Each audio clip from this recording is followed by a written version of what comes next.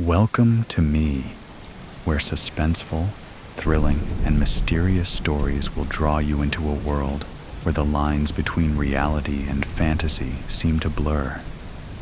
When the night falls, when all the sounds gradually quiet down, leaving only your own heartbeat and breathing, that's when these stories begin. Tensions, unsolved mysteries, moments that will make you hold your breath in fear or curiosity, all are waiting for you ahead. Find a comfortable seat, dim the lights, and let this sound guide you on a journey that is not for the faint of heart. I want each of you to leave a comment sharing where you are in the world. And if you are enjoying the episodes, don't forget to give a like and subscribe to the channel now. Relax. Are you ready? If so, join me in the first story right now. Santa. The Hitman?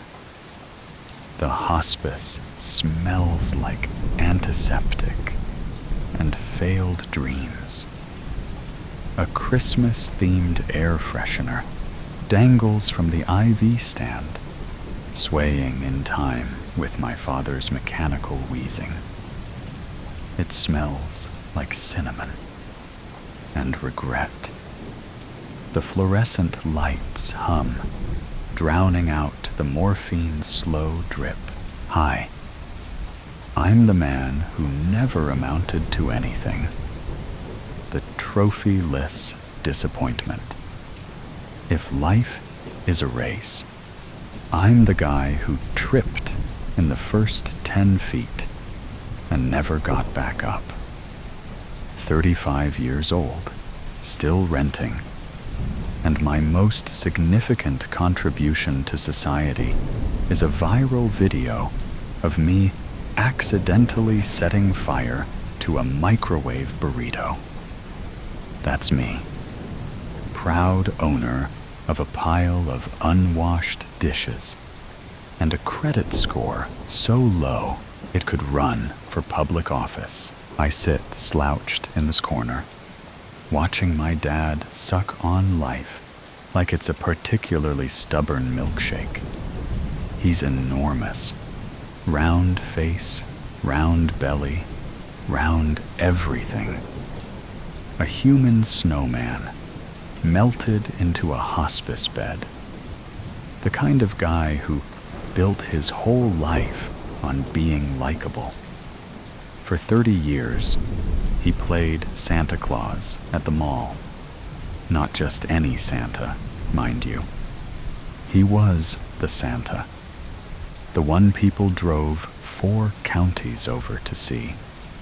His face still pops up on Christmas cards across the Midwest.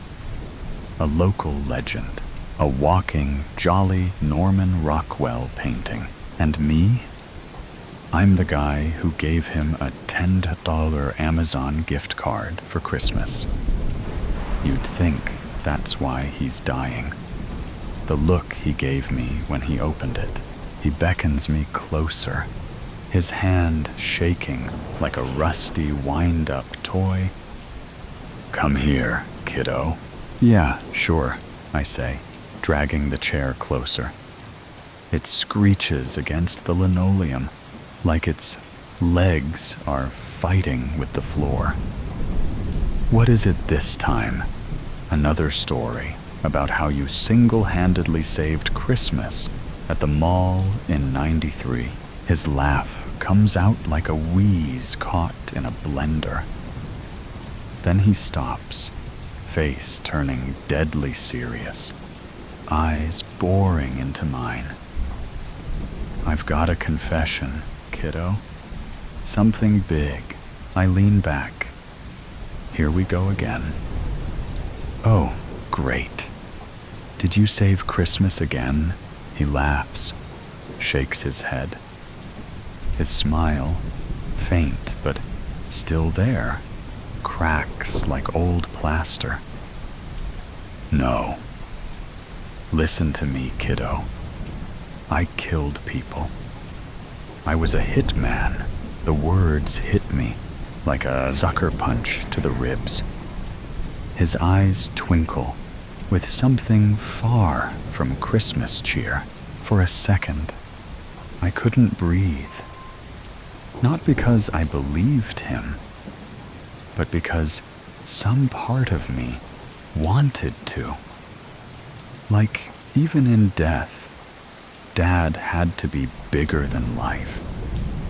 Then the ridiculousness hit me, and I laughed. Hard. Too hard. Jesus, Dad, did the morphine knock your last screw loose? You don't think a guy with fake snow in his eyebrows could carry out a clean kill? Do you?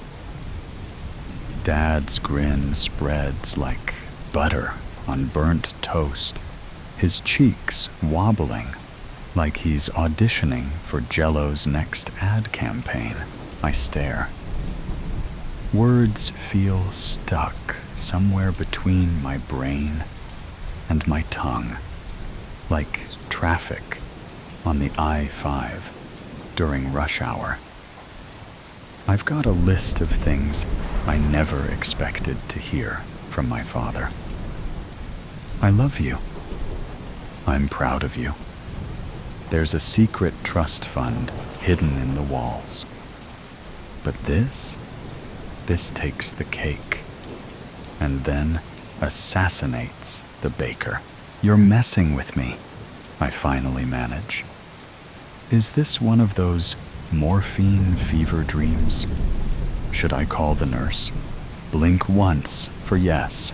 Dad coughs out a laugh, deep and phlegmy, shaking his head. No joke. I was good at it too. Seasonal work was the perfect cover. Everyone sees Santa as a big, harmless teddy bear. No one suspects Santa Claus of carrying a 9mm Glock. I blink. Hard. He's lost it. The man's gone off the deep end, dragged the Christmas tree, the reindeer, and the inflatable snowman with him. I had a code, he says, his voice dropping to a low rasp, like he's auditioning for The Godfather. Never moms, never kids, and no one who liked Christmas. I rub my temples. So you're telling me all those business trips to Reno weren't about fixing mall contracts? Nope. He pops the P like he's proud. They were about fixing people. Your old man was a regular Mr. Clean. And you expect me to believe this? He leans forward, a Herculean effort given his state. Remember the upstairs neighbor at our old place? The guy who played techno at 2 a.m.? I nod slowly, stomach sinking. You said he moved. I moved him. His grin widens. To a landfill. Permanently. You're not serious, I whisper, but my voice cracks. Oh God, he's serious. Go to my apartment and look for a box labeled Santa's Naughty List. Top shelf of my closet. See for yourself. I'm halfway to the door when the heart monitor gives up. The line going flat, like it's tired of pretending he had time left. Dad's apartment is a shrine to Christmas. Not the classy Pottery Barn kind of Christmas. This is the Walmart on clearance kind. Everywhere you look, there's a red and green assault on the senses. Tinsel dangles like garish cobwebs. A nutcracker army lines the windowsill, their paint chipped like they've been through a war. Fake snow dusts every surface, not sprinkled, but dumped. like he'd been trying to recreate a blizzard indoors. I kick a pile of it near the couch. It puffs up, glittering. The closet, though, that's where things get creepy.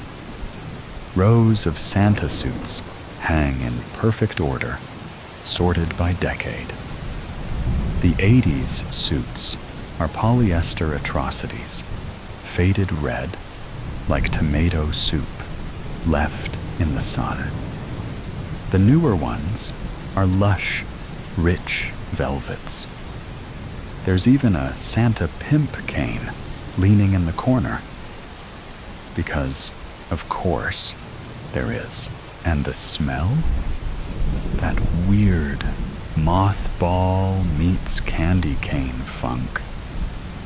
It clings to your clothes, gets in your hair. I'd need 3 showers and a priest to feel clean again. That's when I see it. A box on the top shelf, labeled in Sharpie, Santa's naughty list. My stomach drops. No way that this is real. No way. The box creaks as I pull it down. Years of dust exploding in my face. Inside, the first thing I see is a pair of cracked glasses. Thick, Coke bottle lenses, scratched to hell. Still smeared with something. A fingerprint, maybe. Or worse. Intrigued, I pick them up gingerly, like they might bite. It had a Christmas gift tag hanging from it, reading, "The neighbor who played ABBA on repeat." Next, there's a gold wedding ring, heavy, engraved with "Forever Denise." This one has tag dangling from it that reads, "Hired by Denise to take care of her abusive, cheating husband."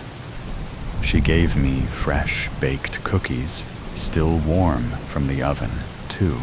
The box bulged with trophies, Christmas tags swinging off them like tiny, glittery alibis. At the bottom, a mall Santa hat, its white fur trim stiff and crusted with something dark brown. Blood? Hot chocolate? Both? My hand hovers over it, like touching. It might connect me to him, but I jerk back. My heart pounds in my ears. This is insane. This is nuts. This is impressive. Turns out, Dad wasn't just a professional at making kids smile. He was a professional at making people disappear. The thing about secrets is they're sticky. Once you hear one, it clings to you like gum on a shoe, no matter how much you scrape. Dad's confession isn't just sticking, it's metastasizing. The more I think about it, the more I see his life wasn't 2 separate halves. Santa and Hitman, jolly old saint and silent assassin. It's all the same guy. And now, I'm the one holding the bag. He's dead. The town's favorite. Mall. Santa. Gone to that big workshop in the sky. Kids will cry when they hear. Some mom will bring them to the mall next week, hoping to see his stupid, twinkly eyes and hear his gravelly laugh. Instead, they'll get some substitute in a cheap suit, the kind who smells like whiskey and regret. That'll be Dad's legacy. A hole in the lives of every snot-nosed kid who sat on his lap, unless I tell the truth. If I do, it won't be crying kids. No. The whole town will lose its collective mind. Imagine this headline. Breaking news. Killer. Kringle caught dead. The local paper will have a field day.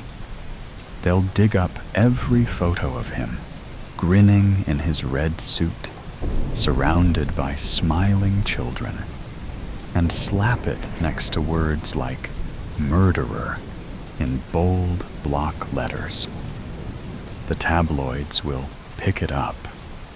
Every dumb podcaster with a microphone will start calling him the Silent Santa Slayer. And me? I'll be the idiot who ruined Christmas for the whole town.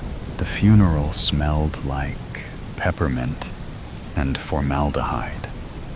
Someone decided Dad's last ride should look like an after-Christmas clearance aisle. Red and white draped the lid, as if trying to sugarcoat the whole thing. And of course, the mall workers showed up in elf hats, because nothing says, "We respect your dead father," like polyester and jingling bells. The service started with a speech from Jerry, the guy who managed the mall. Jerry had a voice like a dying accordion and the charisma of wet cardboard, but he tried. He wasn't just Santa, Jerry said, his words wobbling. He was Christmas. He saved Christmas. Saved it? Like he pulled Christmas from a burning building? You mean he sat in a chair for 8 hours a day while toddlers screamed in his face? Then came the slideshow. Dad with kids. Dad shaking hands. Dad eating cookies that probably came with handwritten death requests. And now it was my turn. I stepped up to the podium, clutching my notes. My palms were slick, my mouth dry. Every eyeball in the room locked onto me like I was the halftime show. Here lies Santa, the town legend, and here comes his loser kid, fumbling for words. I cleared my throat. Dad was unforgettable, a safe start. Too safe. My hands shook. I glanced down at my notes, then up at the crowd. Their faces blurred. My brain buzzed because, my voice cracked. He was Santa, and a hitman. The room froze. A collective gasp sucked all the air out. Then Jerry laughed. The kind of laugh that makes you wonder if someone's choking. Santa? A hitman? More laughter erupted. Next, you'll tell us Rudolph ran a dip-fighting ring. I blinked. The crowd thought I was joking. Thank God, I faked a chuckle. The kind that burns your throat on the way out. Yeah, I guess he really killed it as Santa, huh? The groans at my pun covered my slip-up, and I pivoted. Hard. But seriously, Dad was the most unforgettable Santa this town ever had. They clapped. Some people wiped tears. And me? I stared at the casket, wondering what was worse, burying the truth with him, or walking around with it, lodged in my head forever. The funeral was barely over when he found me. Grizzled guy in a trench coat. The kind of face that looks like it's been carved out of driftwood. He shook my hand, his grip hard and dry, and said he knew my dad. "Frankie," he said, like I should already know who he was. "An old associate of your dad's." Associate? What kind of associate? Did Santa have a union? A reindeer mafia? "Sorry for your loss," Frankie said, not sounding sorry at all.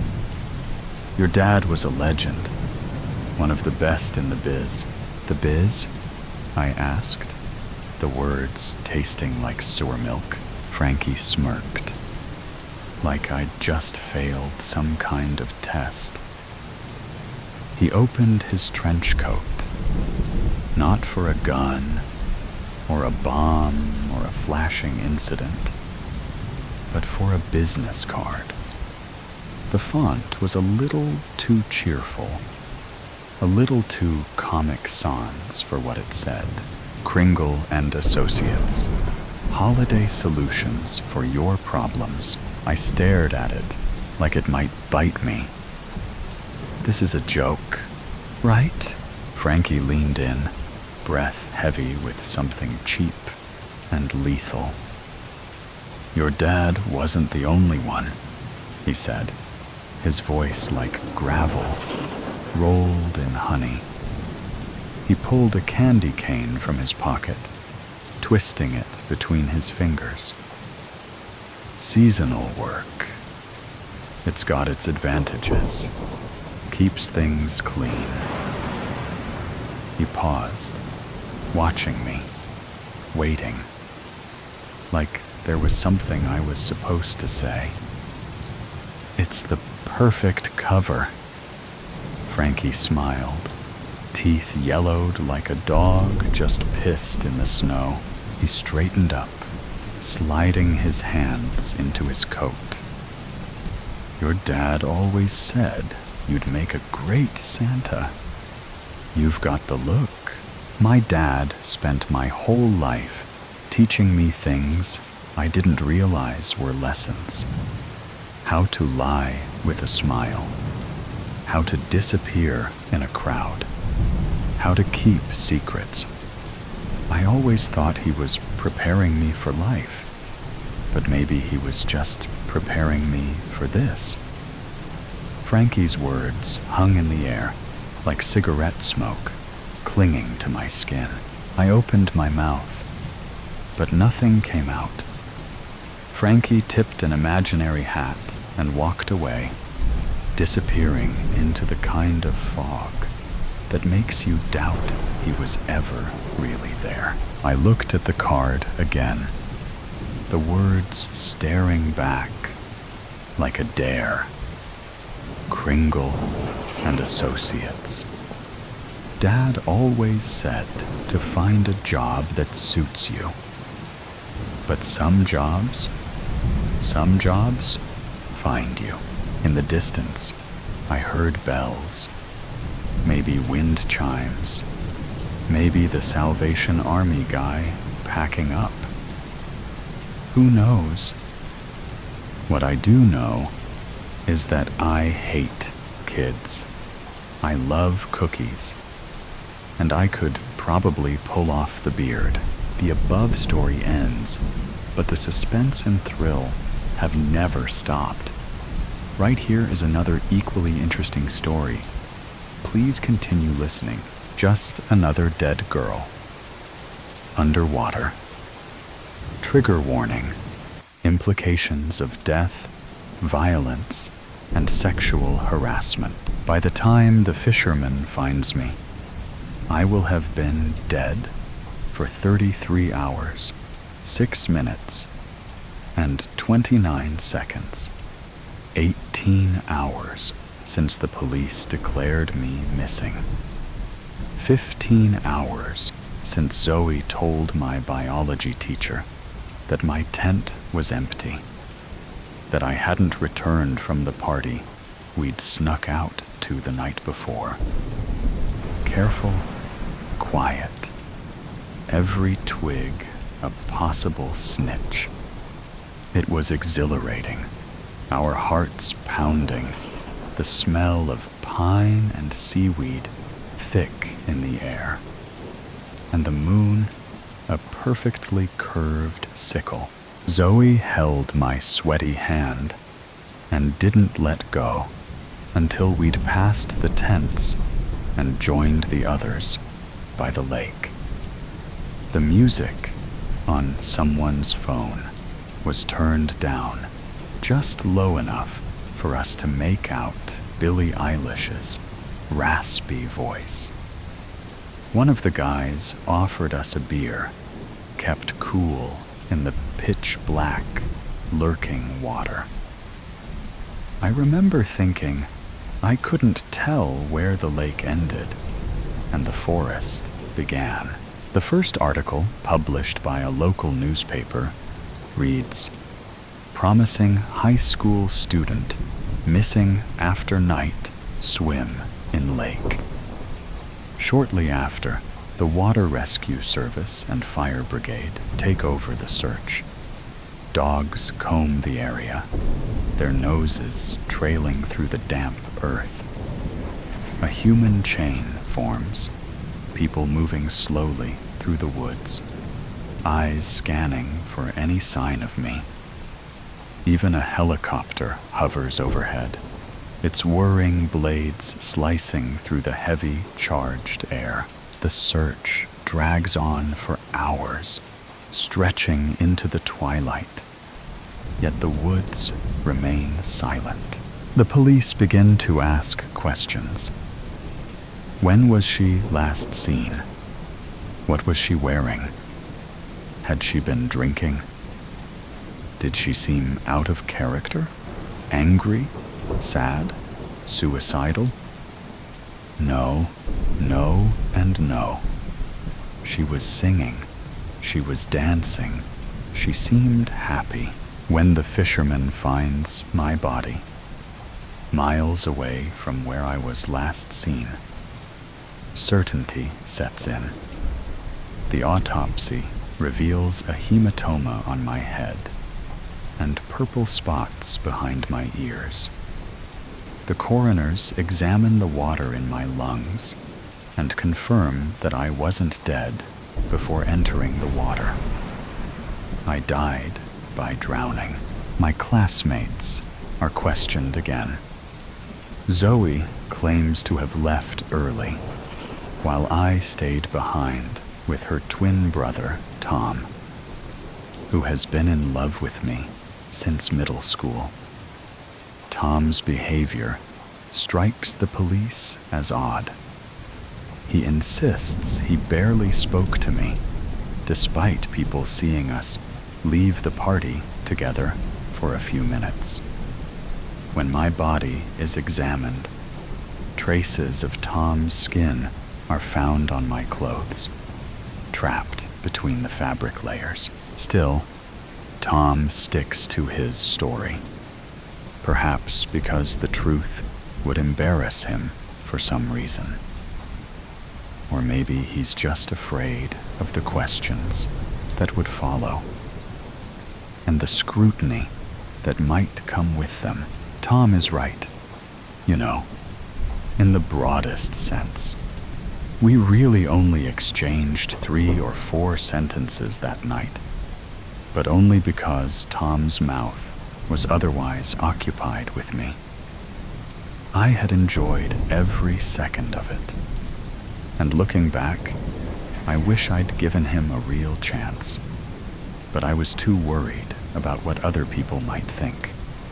So, as usual, I brushed him off, leaving him to walk away from the party, feeling hurt. Cassandra insists she heard Zoe and me arguing that night, just before Zoe headed back to the campsite. According to her, we were fighting over Tom. Of course she would say that. What else would two girls argue about, if not a boy? Cassandra even claims that Zoe pushed me, though Zoe denies it vehemently. She denies discussing Tom at all, insisting it was about something else, something that wouldn't come to light until much later, when our biology teacher became a suspect. But Cassandra holds firm to her version. The thing about Cassandra is that she's always been a shadow, the kind of girl whose name teachers forget after 2 weeks of spring break.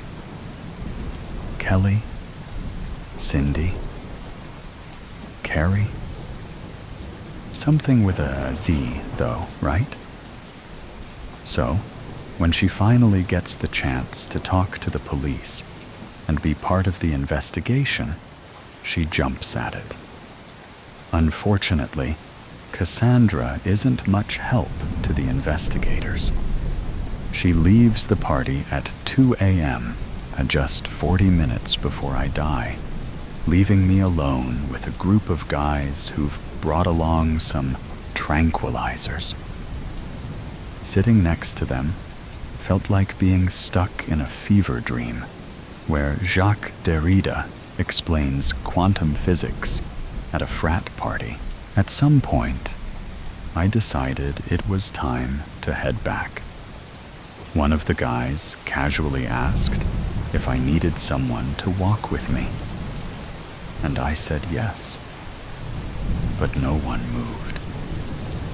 I glanced back, the campsite faintly visible through the cold, white light filtering through the pines. It was only a few meters away, just beyond the trees. I'd walked this path for days, never once feeling threatened by the shadows in the bushes. But tonight, that sinking feeling in my stomach wouldn't go away. Still, I refused to be that girl, the one who got scared at every creak in the dark, the one who needed someone to hold her hand for a few steps. So I stood up and said I'd walk alone. Instead of sticking to the dark trail, though, I decided to take a small detour along the riverbank, a bit longer, a bit lighter, and hopefully a bit safer. One of the guys told me to text him when I made it to my tent. But when I didn't, no one even noticed. 16 days after my death, suspicion begins to shift toward our biology teacher. Devin, one of my classmates, reveals that he had felt ill that night and went looking for the teacher's tent, only to find it empty. Soon after, the teacher's behavior takes a strange turn. He starts making inconsistent statements that don't add up. One day, he calls Zoe into his office after class, where he insists that his earlier proposal to her before the trip had been nothing but a joke. She understood that, right? It was sarcasm, he says, claiming that what he really meant was that if she wanted to improve her grades, she should consider attending a tutoring service. And this is where Cassandra steps in for the final time. She confesses that she visited our biology teacher after the party, and that they went to the boathouse, where, according to her, nothing bad happened. He was just there for me. The biology teacher is immediately suspended, but the case against him has nothing to do with mine, as Cassandra's alibi clears him. Meanwhile, the suspicions surrounding Zoe and Tom are too weak to pursue. My case remains unsolved, and eventually, people begin to accept the idea that it was just a tragic accident, that I must have hit my head when I jumped into the water. They agree that I seemed unhappy, not just that night, but in general, and that my relationship with my parents, who expected me to excel in everything, was strained. Perhaps the pressure had finally got to her. It's all unsatisfying, of course. Unsatisfying for the local magazine, whose updates eventually dry up. Unsatisfying for the police, left with yet another unsolved case on their desk. Unsatisfying for my parents, who, decades later, will say in an interview that not a day goes by that they don't think of their little girl. Maybe one day, a classmate will write a college essay about my case, reflecting on how it taught them that life can end in an instant. Maybe my story will end up on a true crime podcast. Or perhaps Netflix will stretch it into a tightly structured 8-episode miniseries, where my body is discovered just 3 minutes in. Enough time for viewers to decide if they'll keep watching. Or maybe none of this happens, and I'll fade away like countless other women who are silenced every day simply for being born the wrong sex. It doesn't matter who profits from my story. It doesn't even matter if they eventually find the 2 men I crossed paths with on my way back to the campsite in the wrong place at the wrong time. None of this matters, because in the end, I'm just another dead girl underwater. Let's continue with the next, no less thrilling stories. Venus, buried. The girl in the graveyard is your best friend, so you take her home. The night is a bruise between you, a blotch of rogue in the passenger window, the color of fruit left out to fester. The body pries at her seatbelt, a finger, then 2.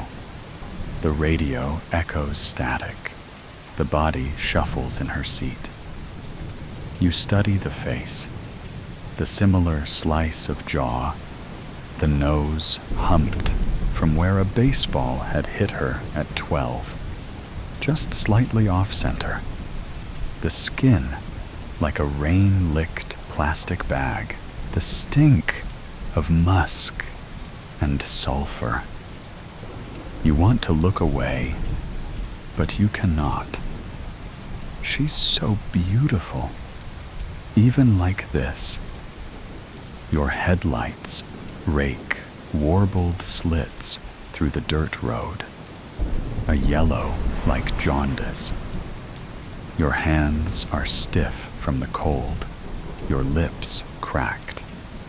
The girl beside you is dead, and you are bringing her home. 4 days ago, you'd stepped into a hardware store and emerged with a shovel sturdy enough to lift a life on. 4 days, you'd spent digging dirt in your own backyard yard until loam muddied under your fingernails and erratic holes split garden beds like the mouths of greedy beasts, until you could sift through soil with your eyes closed, with a hand bound. 4 nights you had laid in your bed, staring at the pockmarked ceiling, wondering what it felt like to burn alive. Now, The shovel beats dull against the skin of your trunk, your hands gripping the steering wheel like a throat you're trying to silence. The body turns, dawn bleaching the salmon gray of her skin. The left eye slips from its socket, and she pushes it back in with the heel of her hand. She smiles, head lolling like a marionette's. "Sorry, baby." Her voice comes out strained. "I wasn't expecting company. I'm sure you understand." In a sickle of citrus moonlight, Adeline Marcus smiles up at you with shell-pale gums. Adeline Marcus died on the 31st of October and was buried a week later, the date on her gravestone a month shy of her 18th birthday. In the court, the boys would claim it was an accident, that they didn't know she was inside. For better or worse, you believe them. The fingers striking out matchboxes, the beer cans constellating the sidewalk. A prank gone too far, the wrong place, the wrong time. It doesn't have to be on purpose. She didn't have to be home. The coroner ruled it suffocation.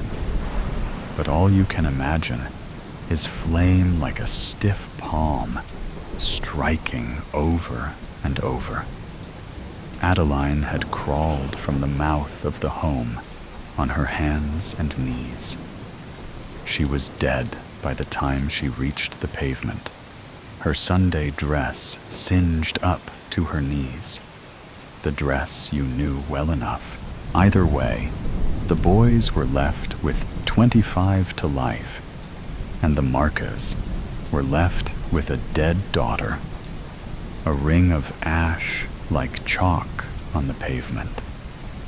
You were left with a misplaced guilt, like hunger, a guilt like an Ouroboros, choking on the tail, swallowing the head, eating yourself alive and being unable to stop, even as it consumes you.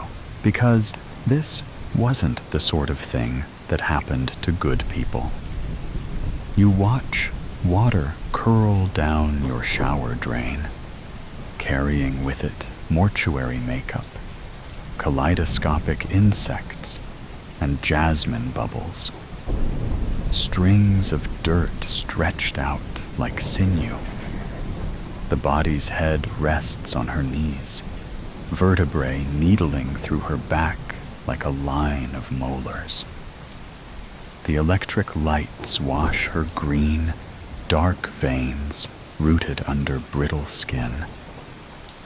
She turns her face to the shower head and picks at the powdery sediment under her fingernails. The shower floor is a mess of grit. And you think of a child scooping up the sand. You turn the heat up until it scalds and scrub mildew from the base of the shower door. You think, if you can only get everything clean, everything will be all right. She turns her head and looks at you through eyes obscured by glass paneling. She says, "It's not as bad as all that. I don't even think I felt a thing."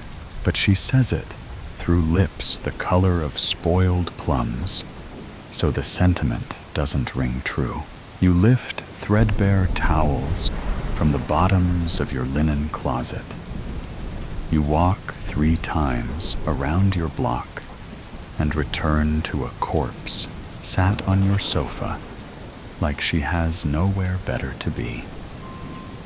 There are ants in your sugar bowl. You try to remove them, lift their crystal-knotted bodies on the prong of a fork, but they slip between the gaps, and you are left with a mess bigger than when you started. Tea brown sludge bleeding from thoraxes and the stink of vinegar. There's a dead girl on your sofa, but let's focus on the ants in your sugar bowl. The way they thread through cysts of white like veins on a leaf, like the capillaries that run through the skin of your face. You make tea anyway. You add too much milk and sit cross-legged in front of the body. She stares at you. You stare back. The two of you drink, and ribbons of watery milk pour clean out her trachea, the gaping hole in her chest. But she doesn't stop drinking until you do. "You're not looking at me," she says. "Not really." "Yes, I am." You twist your hands in the shag carpet. "Aren't I now?" "No," she says. "You're not." You leave your teacup on the floor, saucer an iris of yellow, and go upstairs.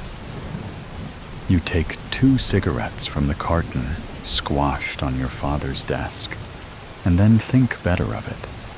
Press down with your heel until tobacco dissipates into the tawny carpet.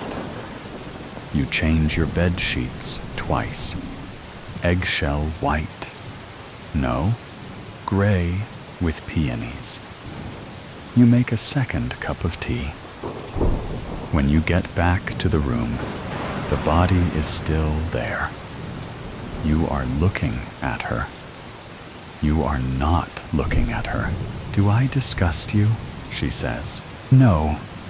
She shakes her head, dark hair plastered to her shoulders like reeds. "No more than I always did. You need to sleep." You say, "Baby." She tilts her head to one side. "Sleeping is all I've ever done."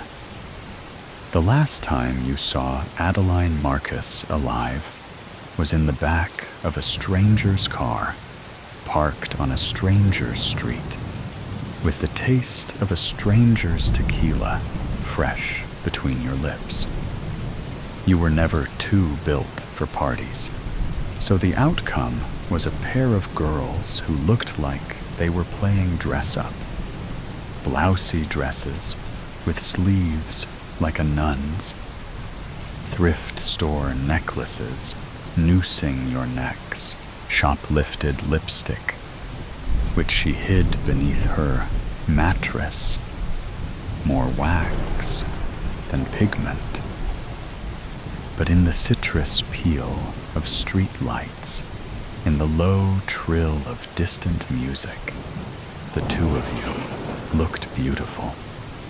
She had her legs curled under her and was sitting sideways in the back seat, her hand resting on your knee, and the other palmed against the window, a song on her lips that you couldn't quite place. You were too close, but it was night, and everyone was inside and drunk. And sometimes we all need to feel closer than we should be, to lose ourselves a little.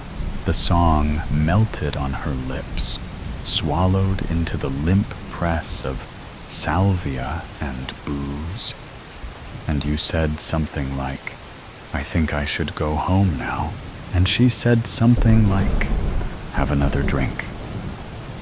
And so you did. You let her pour the liquor into the flimsy mouths of red plastic cups and watched her swallow. She said, "You're so pretty." And you said, "I think you should stop." And she said, "Just let me say that one thing." And you wanted to say, "Stop fucking looking at me like that." And you wanted to say, I want to crawl inside you and make a life for myself in the city of your mind. And you wanted to say, let's just be quiet. Let's just not talk. Let's just not ruin a good thing by telling the truth. Instead, you pushed open the passenger door, stumbled out onto the skin of vain blue sidewalk. I'm going home now. The body lays with her back to your bed, hands worming in the floral sheets, chestnut hair spilling across her throat, past the ballpoint pen-marred bedposts. Over the gray skin of her forehead, you are thinking about the silken mouth of a coffin. You are thinking of how she looked when you pulled her from the rose mouth of heaven. The radiator hums. A lace curtain bellies your open window. She rolls over onto her side, slots her hands together like pieces of a decaying jigsaw puzzle. You still can't even look at me. Her mouth moves too slowly, words like chewing gum. Why am I here, Bet? What's it for? There are pink crescent moons on the bed of your palms from the bite of your nails.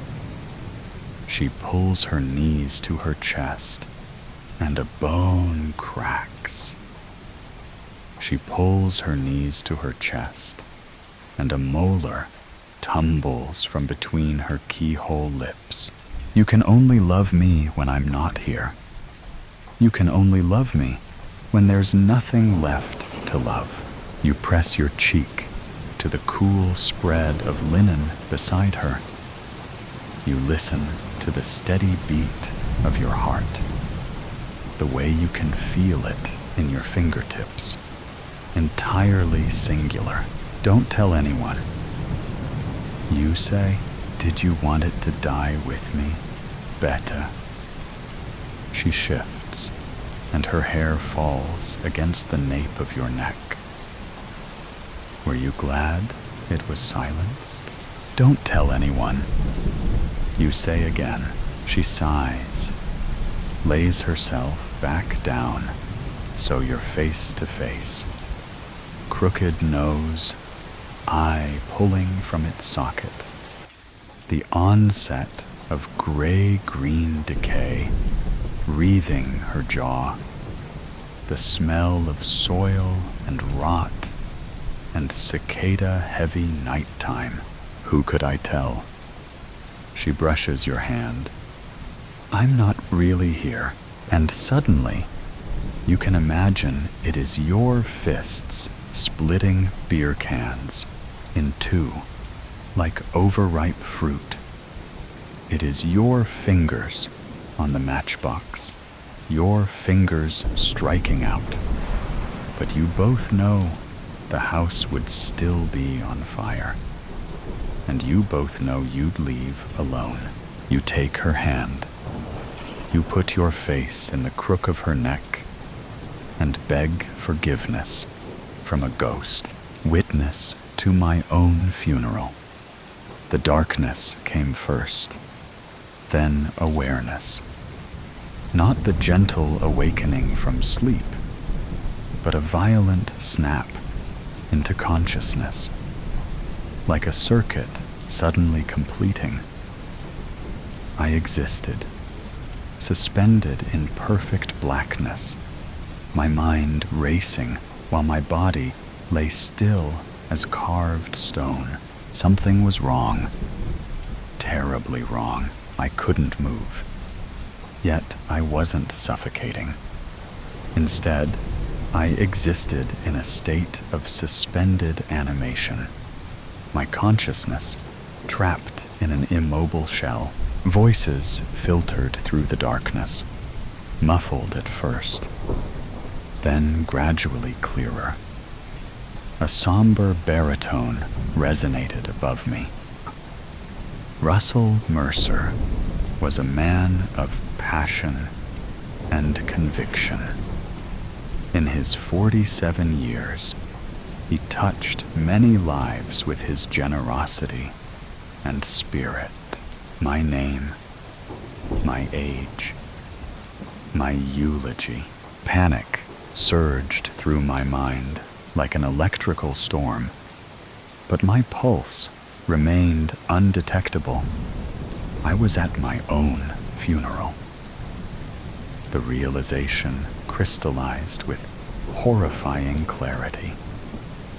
I was presumed dead, yet fully, agonizingly aware. The air around me was heavy with the mingled scents of lilies and formaldehyde. The polished wood of what I now understood to be my coffin felt cold against my back, even through the suit I'd been dressed in. My final suit, chosen without my consent. He leaves behind his loving wife, Margaret, and his daughter, Emily, both of whom he cherished above all else. Margaret. Her face appeared in my mind, soft brown eyes that crinkled at the corners when she smiled, chestnut hair that caught the light, slender fingers that had touched my face just days ago. Or had it been longer?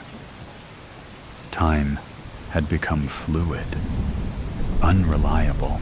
I strained against my paralysis, willing just one finger to twitch, one eyelid to flutter.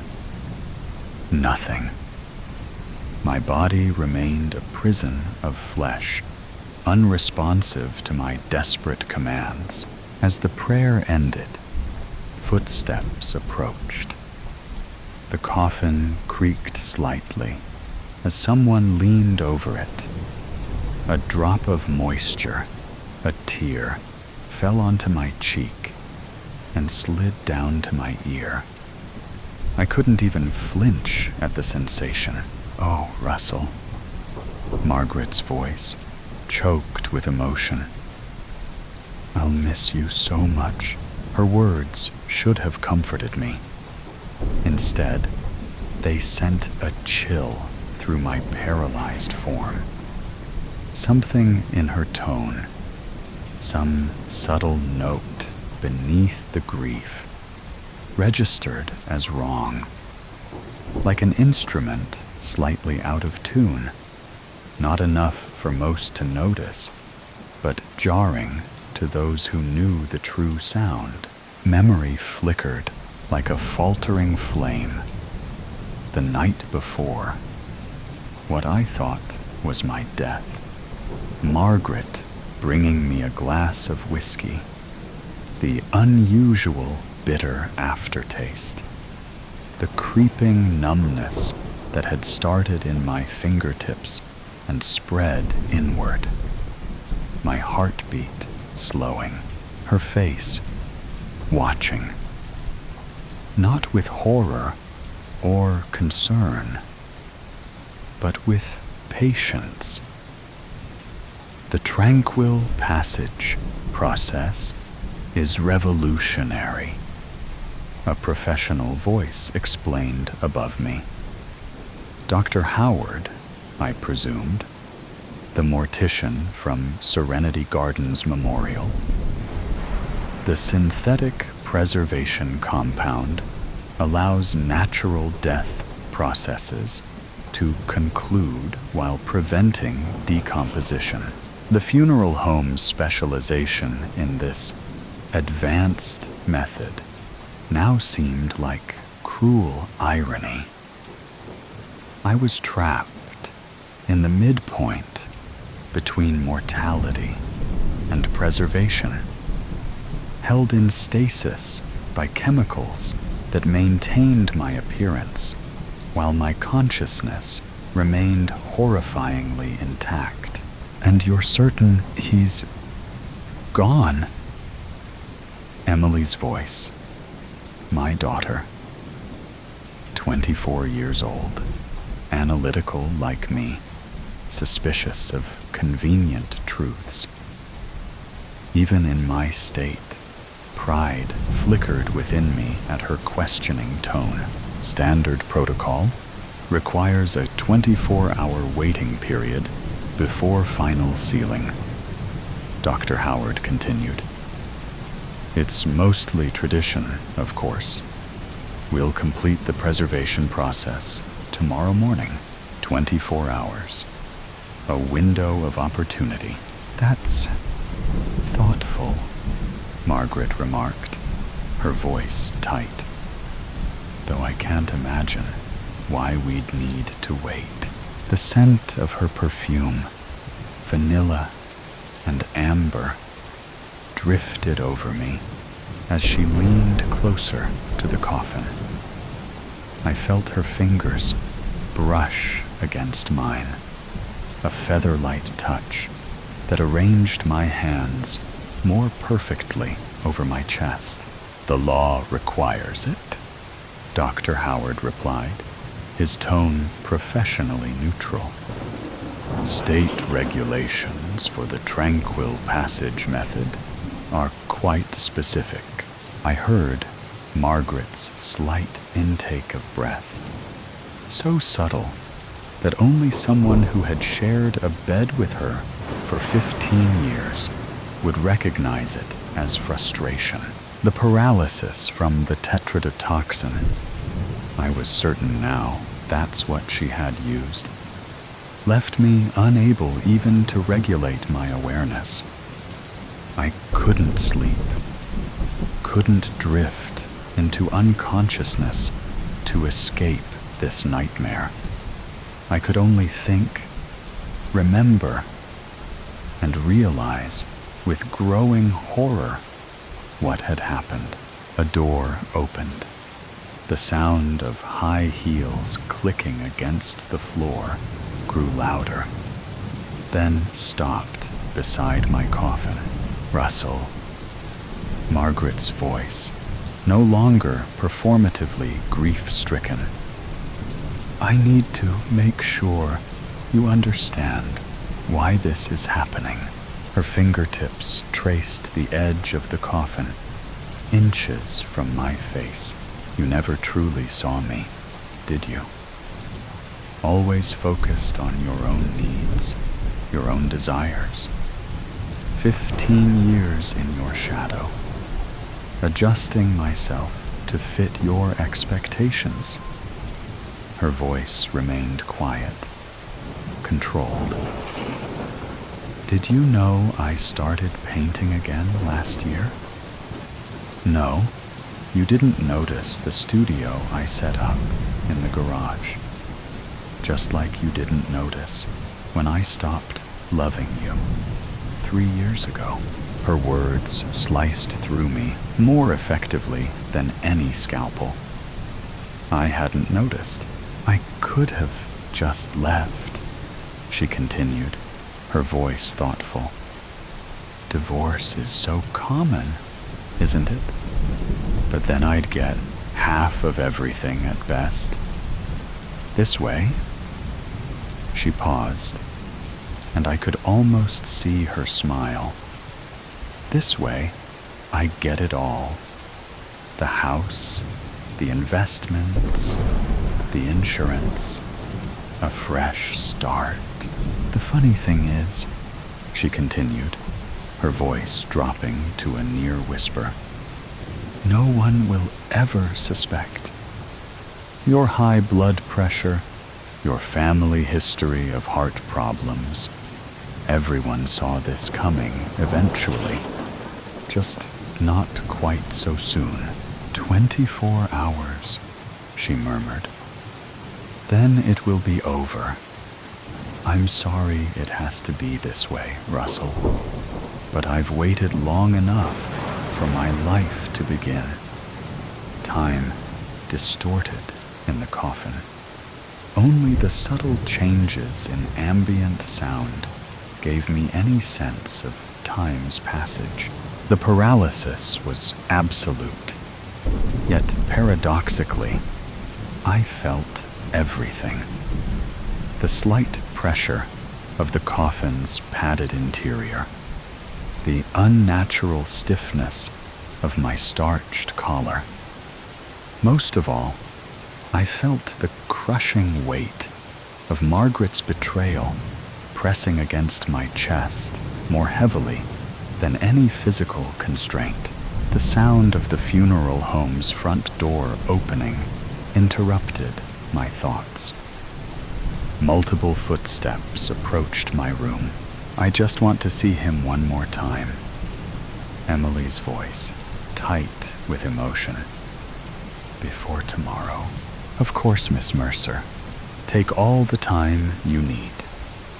Dr. Howard's professional compassion. "Dad." Emily's voice was closer now, directly above me. If only I could move. If only I could signal to her. My daughter, the one person who might question, who might look closely enough to see the truth. "He doesn't look right," she said suddenly. "I'm sorry?" Dr. Howard's voice, confused. "Something's off. His color. It's not like when someone's passed." Emily's voice grew firmer. "And look at his eyes.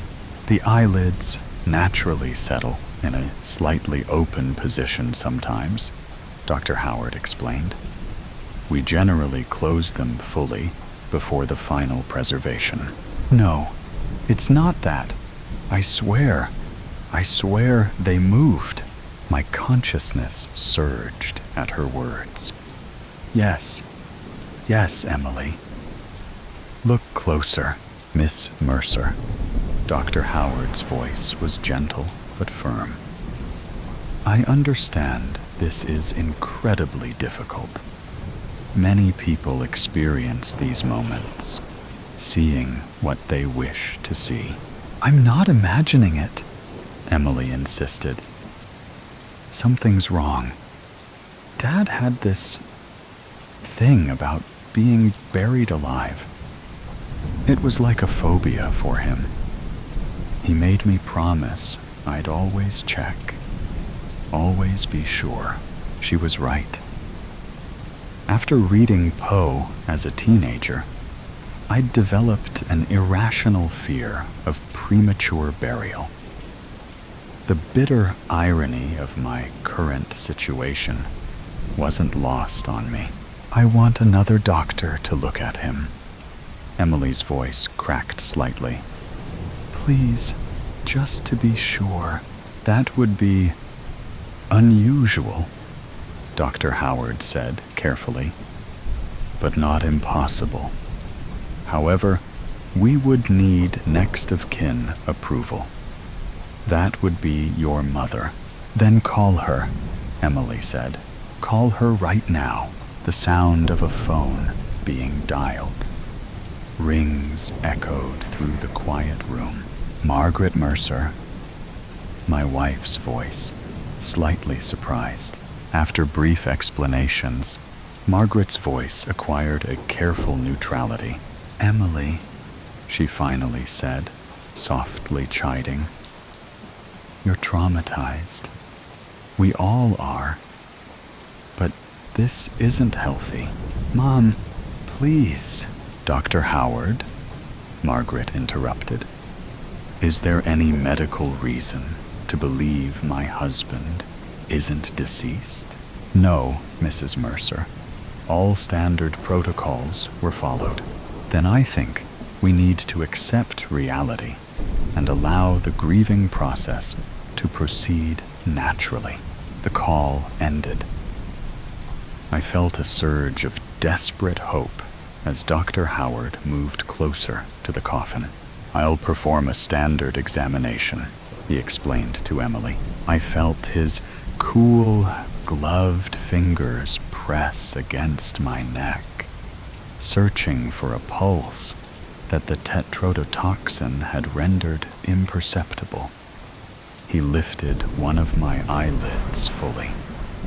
The first change in my visual field since awakening in this nightmare.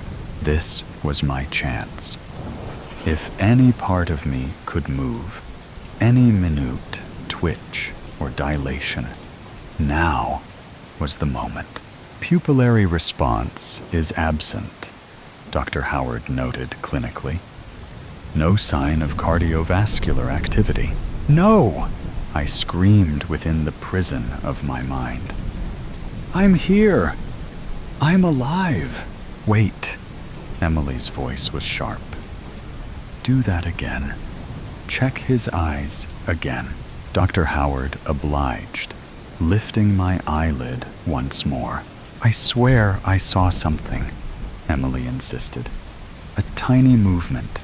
There are certain substances that can create a death-like state, he said carefully. Extremely rare cases, but in my 40 years of practice, I've read about them. What are you saying? Emily's voice was barely above a whisper.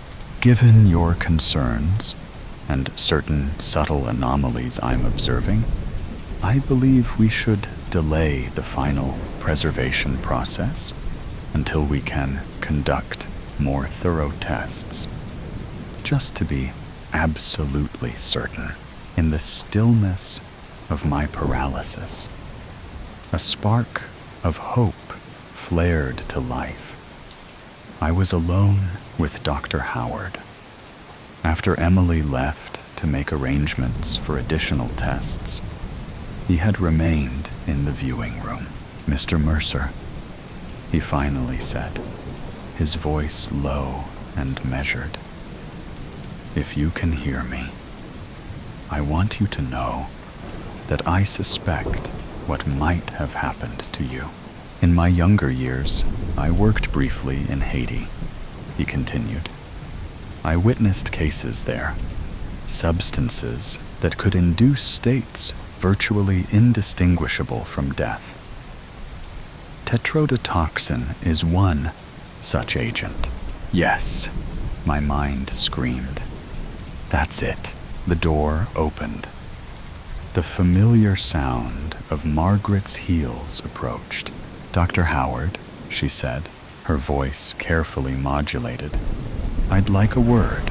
Their footsteps receded, leaving me alone once more. Minutes stretched endlessly until the door opened again. I appreciate your understanding, Dr. Howard. Margaret's voice had regained its composure. Something in his tone had changed. The certainty, the suspicion from earlier, had been replaced by a strange formality. Dr. Howard's footsteps retreated, and the door closed, leaving me alone with my would-be murderer. Well, Margaret said, her voice dropping to a whisper. That was inconvenient. Your dutiful daughter nearly complicated things, she continued. But fortunately, Dr. Howard is a practical man. When faced with the choice between pursuing an unlikely theory or accepting a generous donation to the funeral home's renovation fund, he made the sensible decision. Cold horror washed over me. She had bought his silence, his complicity. The tests won't happen, she explained calmly. Instead, they'll complete the preservation process tonight. A small adjustment to the schedule, that's all. Her perfume, once comforting, now sickening, enveloped me as she leaned closer. This isn't just about money. This is about freedom. From your expectations. From your subtle control. The truth is, I've been said for years in our marriage, she said. Now it's just making official what's been true all along. One of us needed to go, and you always said you'd die for me. Now you get to keep that promise. Time passed, minutes or hours, I couldn't tell. The door opened again, and multiple sets of footsteps entered. We'll begin the final preservation now, Dr. Howard's voice announced. Mrs. Mercer has signed all the necessary authorizations. I felt hands positioning equipment near the coffin, heard the soft hiss of pressurized systems being prepared. Begin the process, Dr. Howard instructed. I heard a mechanical sound, then the subtle hiss of gas being released into the coffin. The door burst open with a crash. Stop! Emily's voice, breathless and commanding. Stop right now, Miss Mercer. Your mother has... I don't care what she authorized, Emily interrupted fiercely. I have a court order. This is highly unusual, Dr. Howard said, his voice tight. Judge Harriman is a family friend, Emily explained, and he takes potential medical malpractice very seriously. This emergency order requires independent verification before any further procedures. And I've brought someone who can help with that, Emily continued. Dr. Langhorne from County General. She specializes in toxicology. Dr. Howard, a new female voice greeted coolly. I understand there's some question about this death certificate. I'd like to perform some tests immediately. I felt the preservation gas being shut off. Hands moved around me, unfastening something near the coffin's edge. I'm drawing blood for immediate analysis, Dr. Langhorne explained. And I'm administering a counteragent that will neutralize certain paralytic toxins, if present. Something cold entered my veins. The sensation, the first active feeling beyond passive awareness since this nightmare began, was shockingly intense. Hands moved over me, clinical and thorough. Fingers pressed against my neck, lifted my eyelids, checked my reflexes. Interesting, Dr. Langhorne murmured. Very interesting. And then, a miracle. The slightest twitch in my index finger, imperceptible to anyone not watching for it, but to me, it was an earthquake, a revolution, a resurrection. There! Emily's voice, triumphant. His finger moved. I saw it. Indeed. Dr. Langhorne confirmed, her voice calm but urgent. We need to get him to the hospital immediately. This man is not dead. He's been poisoned with a neurotoxin that mimics death. The room erupted into activity. I felt my body being lifted, transferred, moved with urgent care. Someone should inform Mrs. Mercer, Dr. Howard suggested, his voice strained. Oh, don't worry about that, Emily said, her voice carrying a hardness I'd never heard before. The police are already speaking with her. They were very interested in the contents of her evening tea. Her tea? Dr. Langhorne asked. Yes, Emily replied, and I could hear the grim satisfaction in her voice. the one containing the same substance that nearly killed my father. The one I've been replacing with harmless herb tea for the past week, ever since I found her research on tetrodotoxin on her laptop. As they wheeled me toward the ambulance, I felt the paralysis receding further.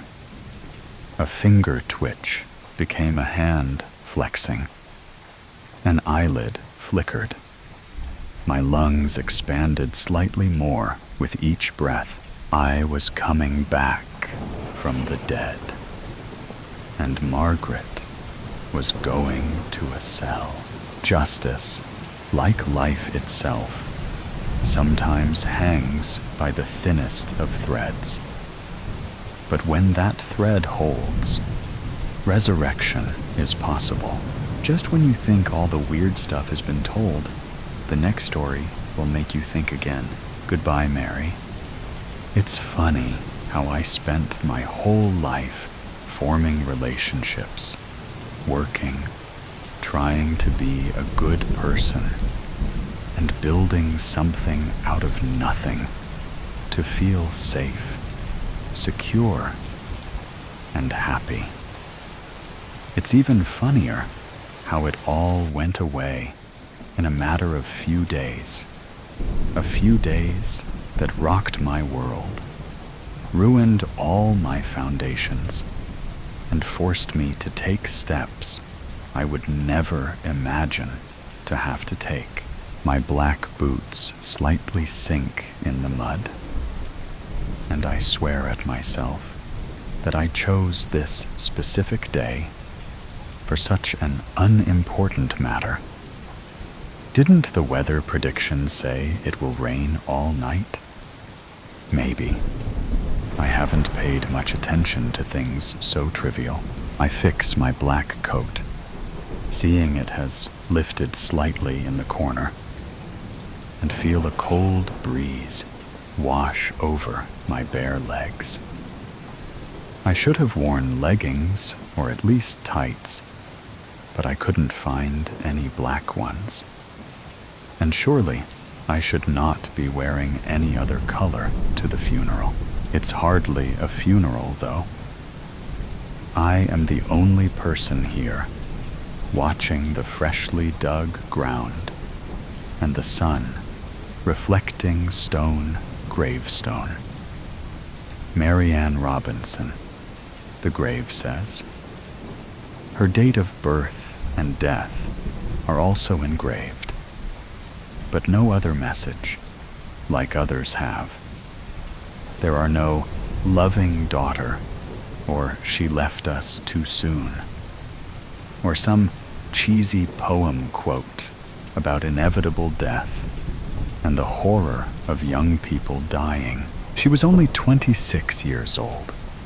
It definitely is too young to die. She's had her whole life ahead of her.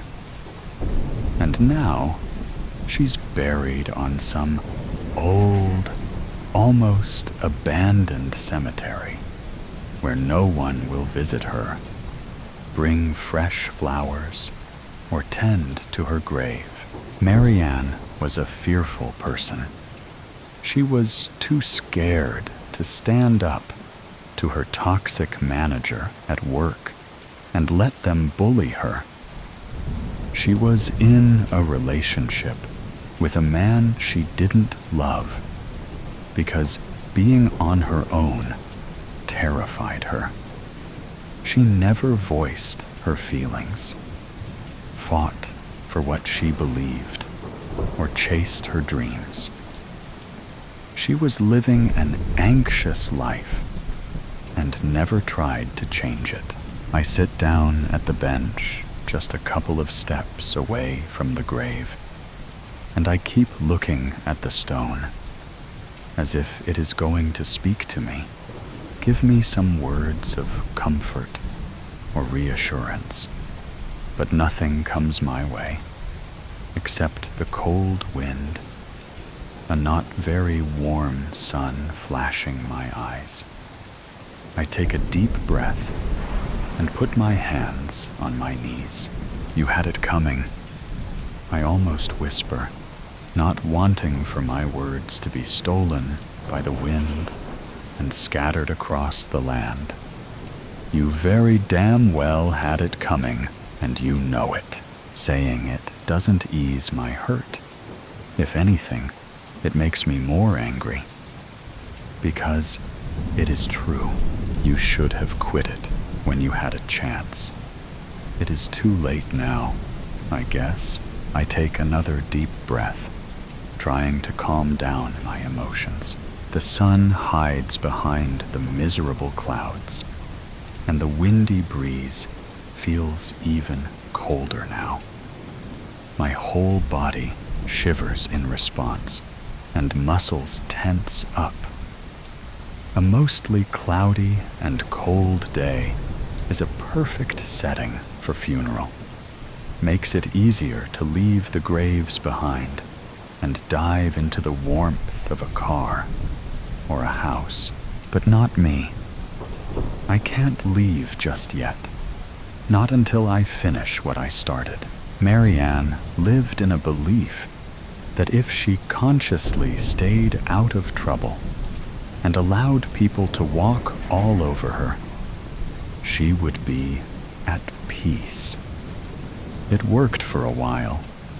The problems didn't seem like problems back then. She forgave everyone who hurt her, never questioned anyone's actions or motives, agreed to everything she was thrown at. It was the ultimate goal, wasn't it? Until it stopped working. The trouble came looking for her, and she couldn't keep it away, regardless of how hard she tried. That was the first time she fought back, stood her ground, and followed her beliefs. It wasn't enough. It was never going to be enough. And now, she's stuck in this endless loop of bad decisions she can never make right. And it still hurts me to know that Marianne will never be fully free.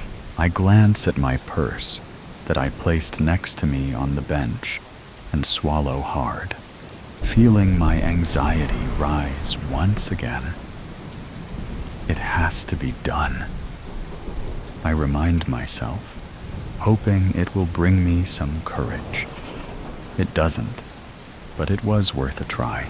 It has been a while since that information has been dropped on me, and the steps I need to take been explained. I have had enough time to process and digest everything, yet I'm still worried. It is an incredibly serious situation, and I cannot predict how this will affect me in the future. Yet I have no choice. The worst thing has already happened. Now, I just have to keep covering my tracks to stay hidden, stay a shadow that no one can catch. And killing Marianne Robinson was the first step.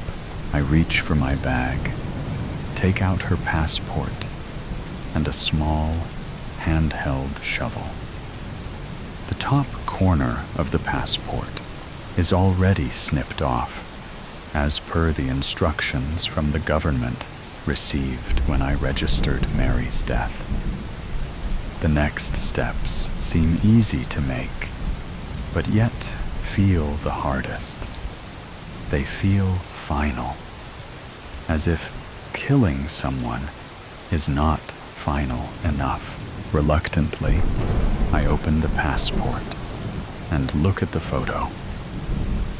I used to look so mediocre back then, with my uneven fringe, refusal to wear any makeup, official and modest clothes. I didn't even smile for that picture. Apparently, it was the rules. I then glance at the name written next to the photo, and I take another deep breath. My passport is still valid for another 2 years. Or it would be, hadn't I cut off the corner. But it doesn't matter. I am dead. Officially, I had to die. The work I will be doing is dangerous, risky, and very important. All the ties to my previous life had to be cut, and that's why Marianne had to die. For Cassie to be born, I approach the grave and kneel on the grass.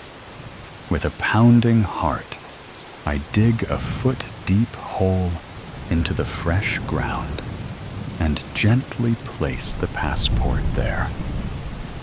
After filling the hole back up, I stand up and keep staring at my grave.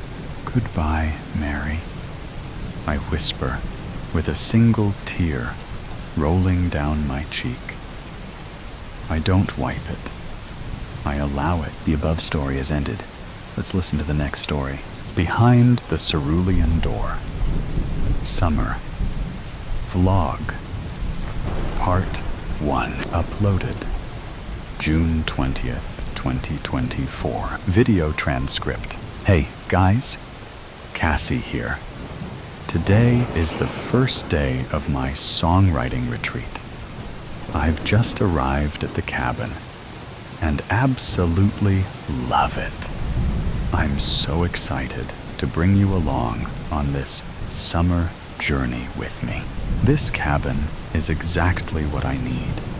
A quiet little place to write some new songs and finally finish the ones I started during our tour. And you guys, just look at this place. There's a forest, there's a lake, and there's literally nobody else for miles. Well, maybe more like a few 100 meters, but still. And here's the cabin.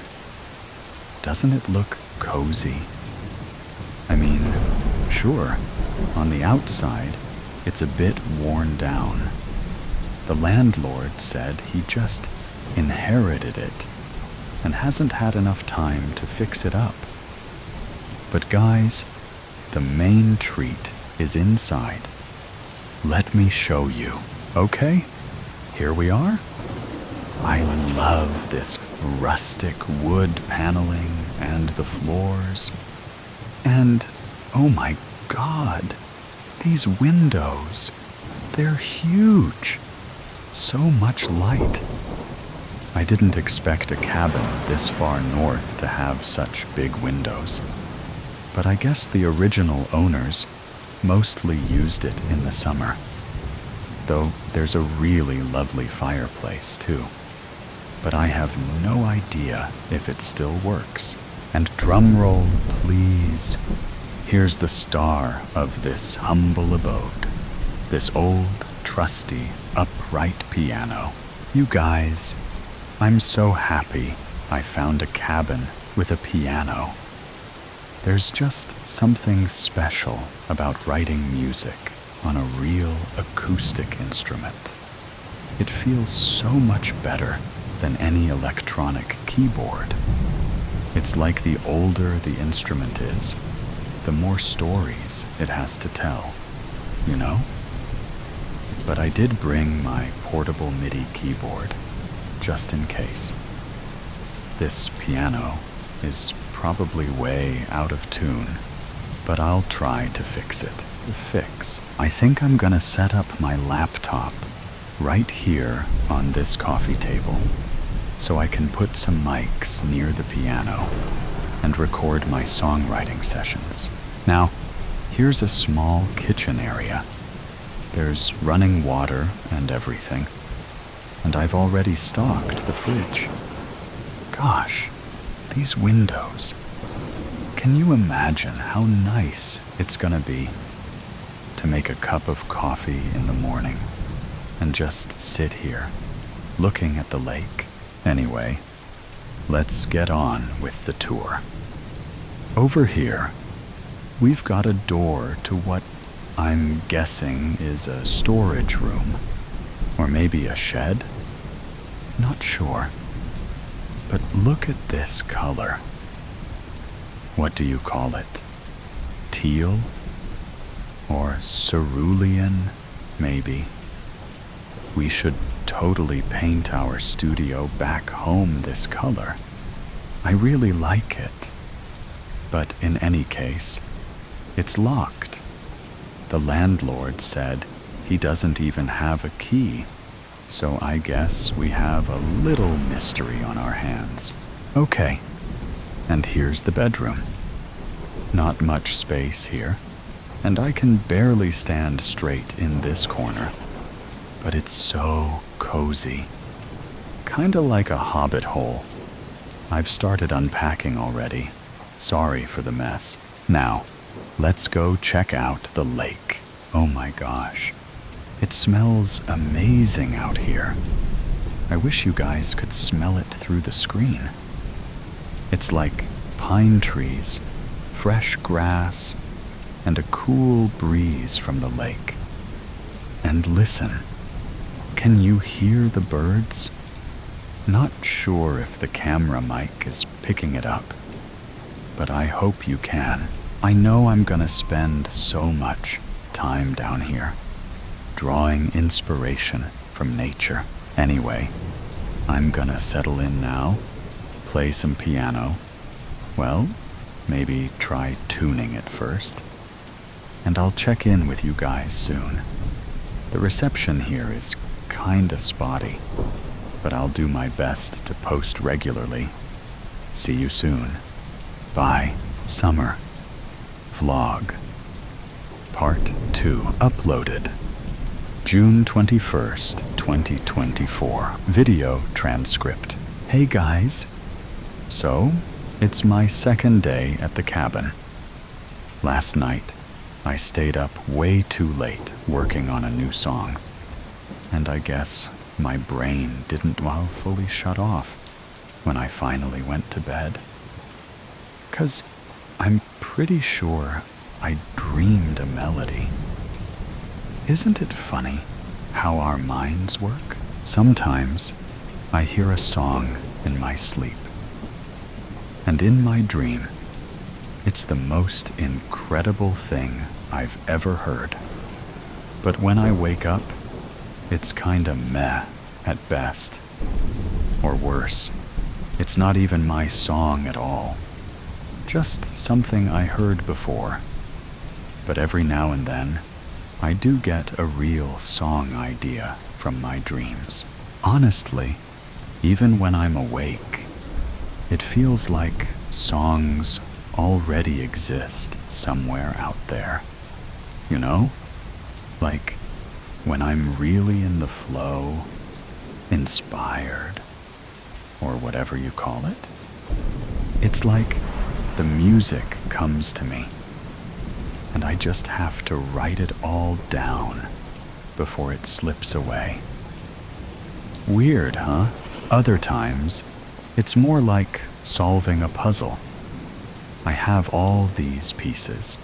I just have to figure out where they fit.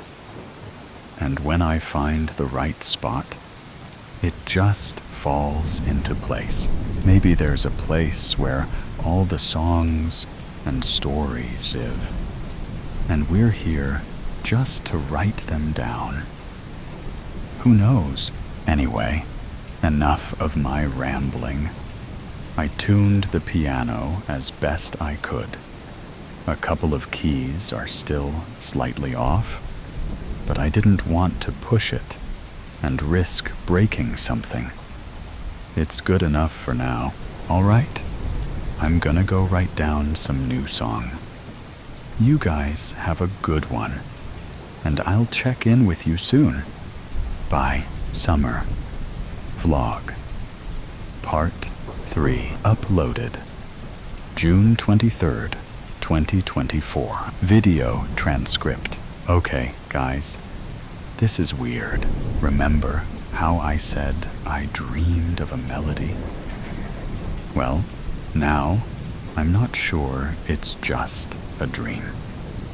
I've been hearing this melody in my sleep every night, and last night I woke up, but the song didn't stop.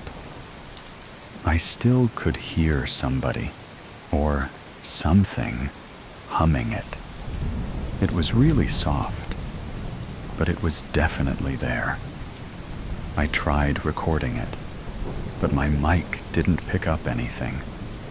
Just background noise. I swear, I'm not making this up. This song, it's so beautiful, so full of longing, but it gives me goosebumps, and not entirely in a good way. And the weirdest part? It's like it's stuck in a loop. It just ends abruptly and starts over, like it's forgotten how it ends. And now it's stuck in my head. Oh, wait. I'm so stupid. I definitely didn't get enough sleep. Here, let me sing it for you. Then, now you see what I mean, right? It's like it's missing its ending. Anyway, maybe it's just my brain doing weird musician stuff. I'm gonna go explore the woods now and try to clear my head, and then focus on my own songs. Let me know what you think in the comments. See you soon. Bye. Summer Vlog Part 4 uploaded June 25th, 2024. Video transcript. Hey guys, sorry for this shaky, on-the-go vlog, but I just found out something, and I have to share it with you. So, today, I went into town to get some supplies, and I ended up chatting with this old guy at the shop. When I mentioned I was staying at the lakeside cabin, his whole face changed. Like, he actually looked disturbed. He told me that about 30 years ago, another musician rented the same cabin. He thinks his name was Daniel or David, something like that. And he just vanished. I have to find out more about this missing musician. I'm gonna hit the local library tomorrow and see what I can dig up. Oh, and before I forget, no, I did not distort the audio in the last vlog on purpose. I didn't even realize the part where I sang the melody got corrupted. I tried recording it again later, but when I played it back, all I got was this weird, distorted static.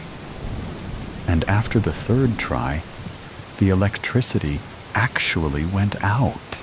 Maybe the song wants me to finish it first. Or maybe it's just so old school that it only wants to exist in analog. Either way, for now, I'll just have to stick to good old pen and paper. All right, I'll keep you posted. Bye. Summer Vlog Part 5 uploaded June 26th, 2024. Video transcript. Hey, guys. I have an update on the missing musician mystery. So, of course, I tried Googling it first, but without a full name, I didn't get very far. But today, I went to the town library, and I actually found an article in a local newspaper from 1994. Here, I made a copy. There's not much information here, but at least it confirms that a musician really did go missing.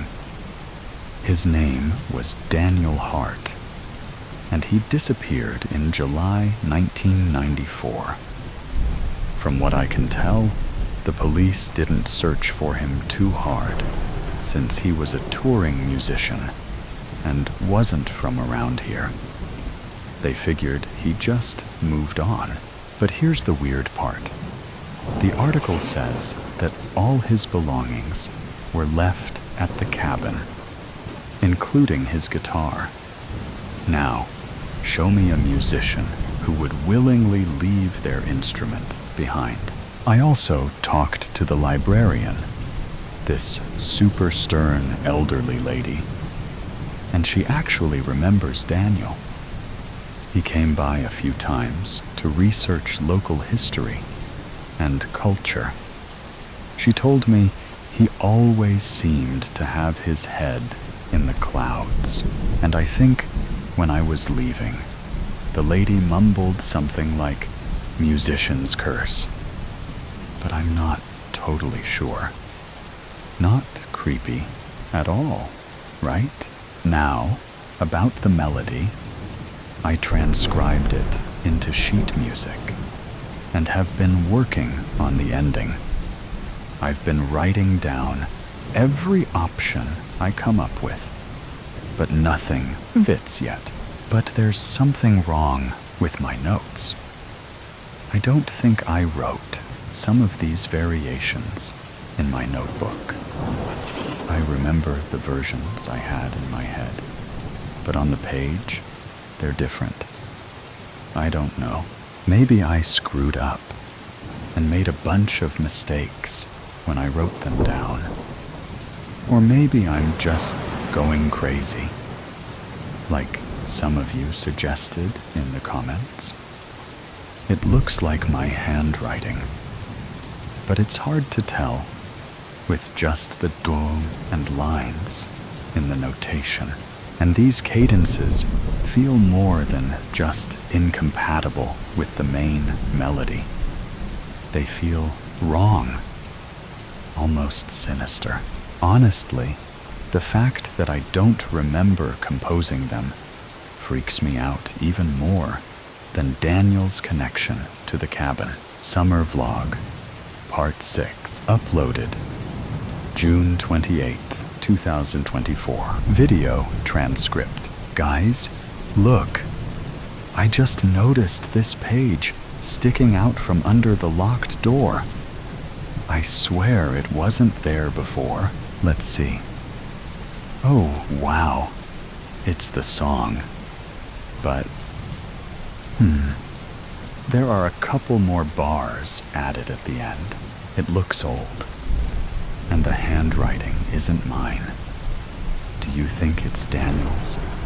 Jeez, how is that even possible? And why did this page suddenly appear now? I don't believe in ghosts, but this feels like too much of a coincidence, right? Also, I'm not just hearing the melody at night anymore. Now, it comes as a faint whistling whenever a draft moves through the room.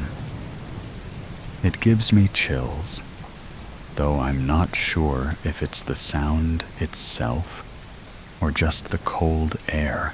Am I losing my mind? Summer Vlog, Part 7, uploaded June 29th, 2024. Video transcript. Guys, I've made some progress on the melody. I got a couple more bars right. I can feel it, but it's still not finished. It's like it's just on the tip of my tongue, but I can't quite get it right. It's louder now. I hear it even outside in the wind, though the farther I get from the cabin, the fainter it becomes. And of course, I can still hear it in my head since I'm constantly thinking about it. It's the ultimate earworm. There's this urgency in it now. I've got shivers crawling up the back of my neck all the time.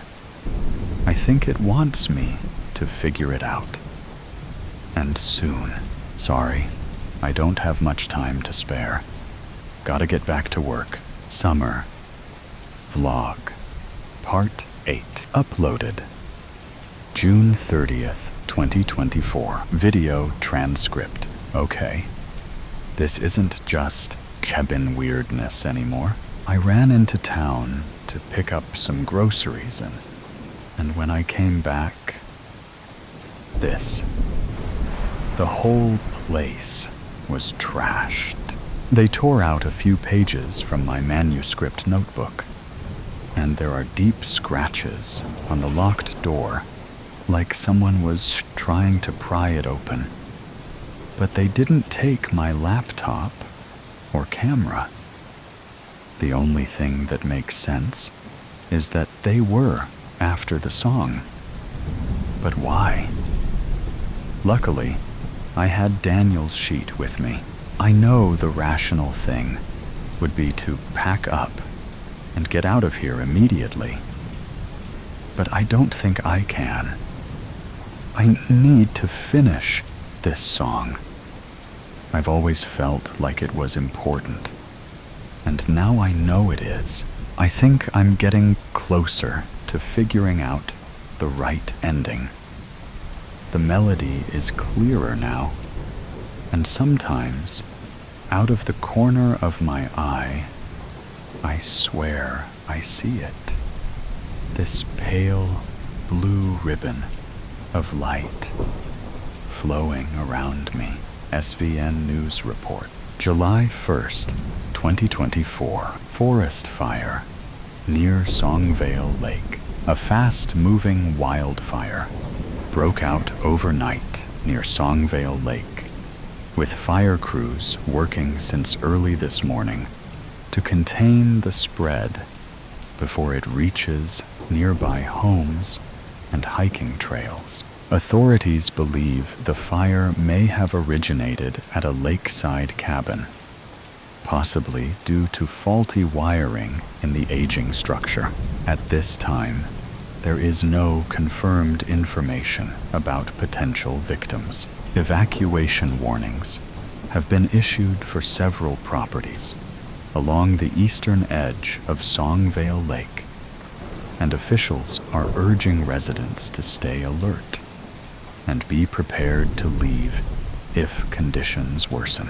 SVN News Report, July 2nd, 2024. Missing musician. Last seen near Songvale Lake. Authorities are searching for Cassie Reed, a 29-year-old musician who was last seen in the town of Ridgepoint, just a few miles from Songvale Lake, the day before a fast-moving wildfire broke out in the area. According to local authorities, Reed was reported missing by her manager after she failed to show up for a scheduled video call yesterday. She had been renting a lakeside cabin near the fire's suspected point of origin. Reed was last seen on June 30th at a small grocery store in Ridgepoint. Witnesses say she appeared distracted and was acting strangely. Authorities have not confirmed whether Reed was inside the cabin when the fire started. Officials are urging anyone with information about Cassie's whereabouts to come forward. Meanwhile, her fans have taken to social media, using the hashtag #FindCassie to share updates and express their concern. Summer Vlog. I'm Alive. Uploaded July 8th, 2024. Video transcript. Hey guys, Cassie here. I know many of you have been worried, but I'm okay. I had to go dark for a while. Someone, or something, set fire to the cabin, and they still might be after me. and the melody. I know some of you already thought I was crazy. Now, you'll be sure of it. But hear me out. I believe the song saved me. I found the right ending. I know the whole song now. It happened just a couple of hours before the fire. The moment I played the melody from start to finish, I heard a creak. The cerulean door opened. Inside, there was a room filled with old instruments, flutes, violins. I think I even saw Daniel's guitar. And there were cassette tapes, too. There were many more musicians before me or Daniel. I don't know what happened to them, but many of them tried to write this same song. I found heaps of sheet music in that storage room, all in different handwriting. Some pieces were definitely the same song, with variations of the last part, though not many were finished. What's interesting is that some of them felt right to me, even though they were different from my version. Maybe the ending isn't just about fitting the song. Maybe it's about reflecting the person writing it. And there were other songs, completely different ones, each with variations of their own. I don't know what that means yet, but I believe this song holds some kind of benevolent power. A protection spell, maybe. Something that keeps a darkness at bay. A darkness that's been trying to destroy the song and anyone who tries to finish it. I think all those creepy feelings I had were coming not from the song itself, but from that darkness, trying to scare me away. And when I finally finished the song, it got really, really mad. I must have dozed off while going through all that sheet music. But I woke up to the melody whistling under the eaves. It was so loud and piercing, like a siren. That's when I smelled smoke. The cabin was on fire. I grabbed as many pages of music as I could reach and ran to the living room to get my laptop. But everything was already on fire. I couldn't get to the door. Luckily, those huge windows made a great escape point, and then I just ran. Now I'm safe. And the song is too. I can record it now.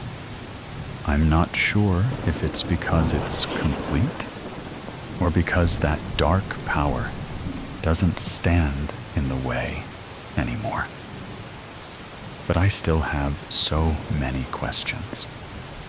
I have so much research to do to fully understand what it all means. So I'm going to disappear again for a while. But I will leave this song with you. It's out there now, everywhere you can listen to music. And I think it's important that as many people as possible hear it, sing it, remember it. This song matters, and I'm going to find out why. Wish me luck. The next story will begin now. Lessons from my shadow dreams. It was storming. The sky a slab of slate with swollen thunderclouds crowding its expanse, each nudging for room. A wicked, unrelenting wind whipped chestnut hair into my eyes and mouth. Pulling it out of my face, I looked at the desolation surrounding me. Empty air met me in every direction. I don't know where I am, I realize. as the panic starts to set in, and my breathing turns shallow and rapid.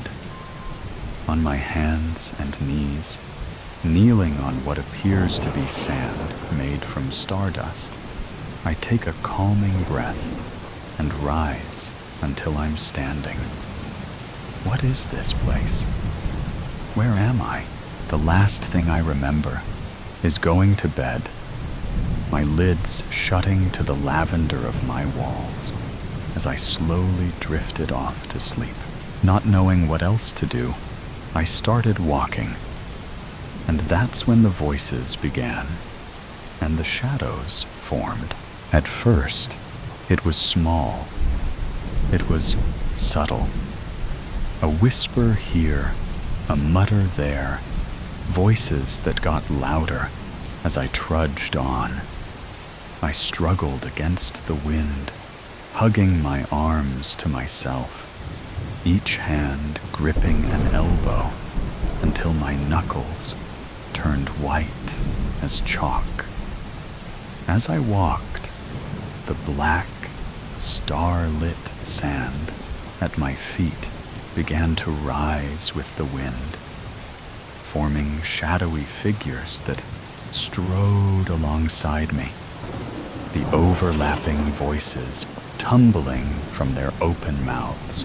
I watched in morbid fascination, my feet slowing as their dark forms became recognizable, their faces slowly morphing into a colorless version of the faces I know.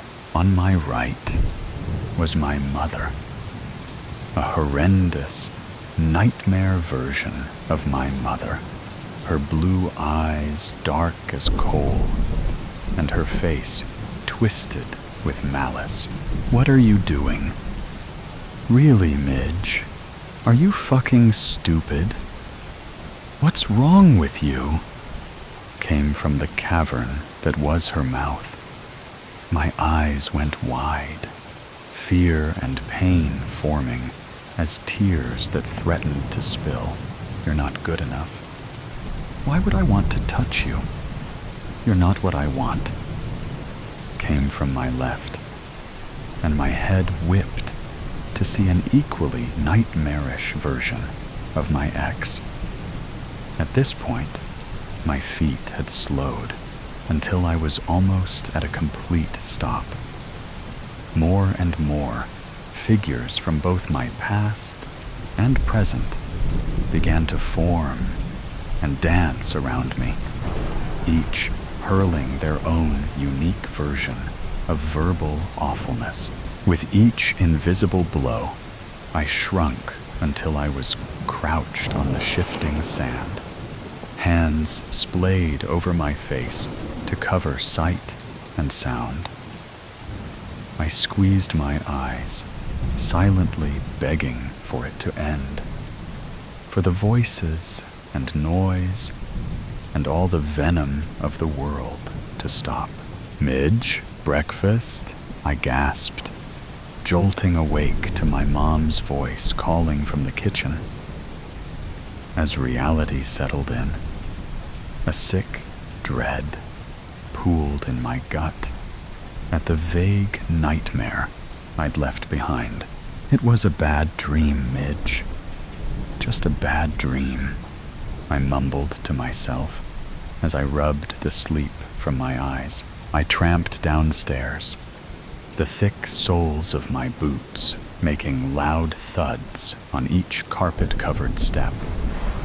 I slid into a distressed wooden chair at our equally distressed dining table that doubled as our breakfast nook. As I shoved eggs in my mouth, scrambled just how my mom knows I like it, I thought about our history exam today with rising anxiety.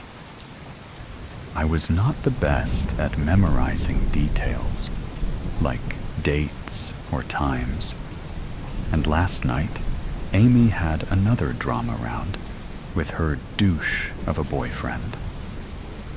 My mom sat across from me, early morning sunlight streaming in from the window sink, sipping coffee from the chipped Mom of the Year mug I got her for Christmas last year, before Dad left. Before it all fell apart, we sat together in silence. She analyzed me over her mug as I finished off my butter-soaked toast. "You okay, honey? You seem stressed," she asked with a slight tilt of her head. I nibbled my toast while staring at my plate, not wanting to admit how egregiously unprepared I was for the day's exam, or the nightmare I'd endured that clung to me like static. It felt like I was seeing reality underwater, my senses warbled and muffled, making everything as impactful as an echo. My mom cleared her throat, snapping me out of my reverie. "Midge?" she asked, her gaze holding concern as lines formed between her dark brows. "I'm okay, just not as ready for my exam today as I'd like to be," I answered simply. The truth was, I wasn't ready at all for anything. My mom pursed her lips and narrowed her eyes, a clear sign she knew I was lying. To be fair, technically, I really was worried about the exam today, but I also was still disturbed by my nightmare, which stuck to me like a dark, immovable shroud.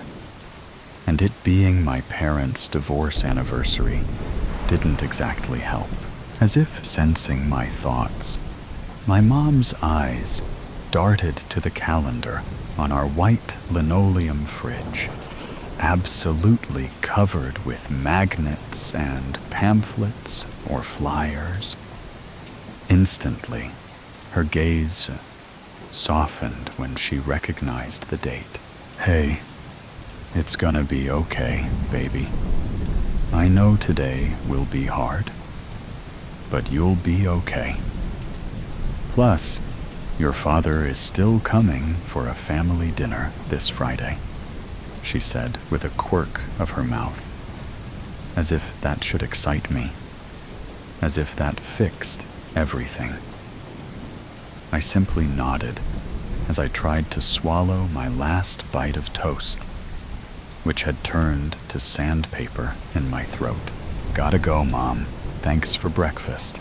Before she could answer, I quickly grabbed my backpack and was out the door. I sat in history, staring blankly at the open-ended questions in front of me. Mr. Sikowitz sat at his desk in the front of the class, hunched over papers he was likely grading for a different set of students, his red pen lightly roving and marking with steadfast eyes. I looked back down at the unanswered prompts in front of me and felt my heart start to quicken. Gods, I'm screwed. Dad would be so disappointed, I thought with increasing fear. My breathing became slightly uneven, and with the panic, my nightmare from the night before reached towards the front of my mind. This was the last thing I needed. But it seemed the more I tried to repress the images and the memory, the harder they fought back. Shadows began to gather at the edge of my vision. That same smoky, starlit sand from the dream clustering along my peripheral. I blinked hard 2 or 3 times while keeping my head down, trying to force this contorted melding out of existence through sheer denial, but to no avail. The darkness stayed. Slowly, and with threatening dread, the dregs of my nightmare creeped towards my desk until it surrounded me on every side. I briefly darted my eyes around the room, desperate to find some reaction, any recognition from my classmates of the nightmare unfolding. But I was left wanting. The line between dream and reality was paper thin, blurring further as the familiar wraith-like figures began to swirl upwards and form, then shattered entirely as my nightmare came to life. My mother was again on my right, with a mouth black as pitch and her blue eyes drained of color once more. "What makes you think you can do this, Midge? Answer me, Midge. What's wrong with you? Are you fucking stupid?" she hissed as her ghastly form drifted towards my ear, her teeth gnashing with each syllable. It wasn't exactly the same as the nightmare, but it was damn similar. Now my father, in his trademark suit and tie, took shape in front of me, causing me to flick my gaze upwards. Looking was a mistake. His usually coiffed hair laid limply on his head. His eyes were endless black holes, and he stood with his arms crossed, intimidating and unmovable despite his form. His slightly transparent clothes were rumpled and worn, which wasn't like him at all. And he looked at me with a face of disgust and hatred as I'd never known. At least, not from him. "Grow up, Midge. What's your problem? Why can't you just get this right?" he shouted, somehow slamming his not-so-solid hand on my desk, causing me to jump to my feet with a yelp, my chair making a loud crash as collateral. "Ms. Sloan, can I help you with something?" My head whipped over to Mr. Sikowitz, and just like that, as I met his dark brown eyes, the spell was broken. I looked around and realized that the echo of my nightmare had vanished, and all eyes were on me, as if deciding if they needed to grab the straitjacket now or later. I audibly swallowed. No, sorry, Mr. Sikowitz," I said, as I haphazardly righted my chair off the ground and sat while keeping my head and eyes firmly down, my dark hair creating a curtain on either side of my pallid face. The rest of the day passed in an anxiety-filled blur. At every turn and every corner, I looked for the shadows, waited for the starlit sand to reappear, and inch along the edge of my vision, anticipating the god-awful convergence of my nightmare and reality. But it never did. I stared out the bus window on the way home, watching the rain spatter the glass in large, heavy drops. "Hi, honey," my mom hollered from the kitchen when she heard me walk through the door, her voice warm and rich over the cold I felt in my bones, like a homespun blanket. Our house was a pretty open floor plan, with the kitchen slightly sectioned off, but having two large archways on either end of its L-shaped design. I watched her through this opening for a moment, trying to reconcile the nightmare version of her I saw at school with the flesh and blood in front of me.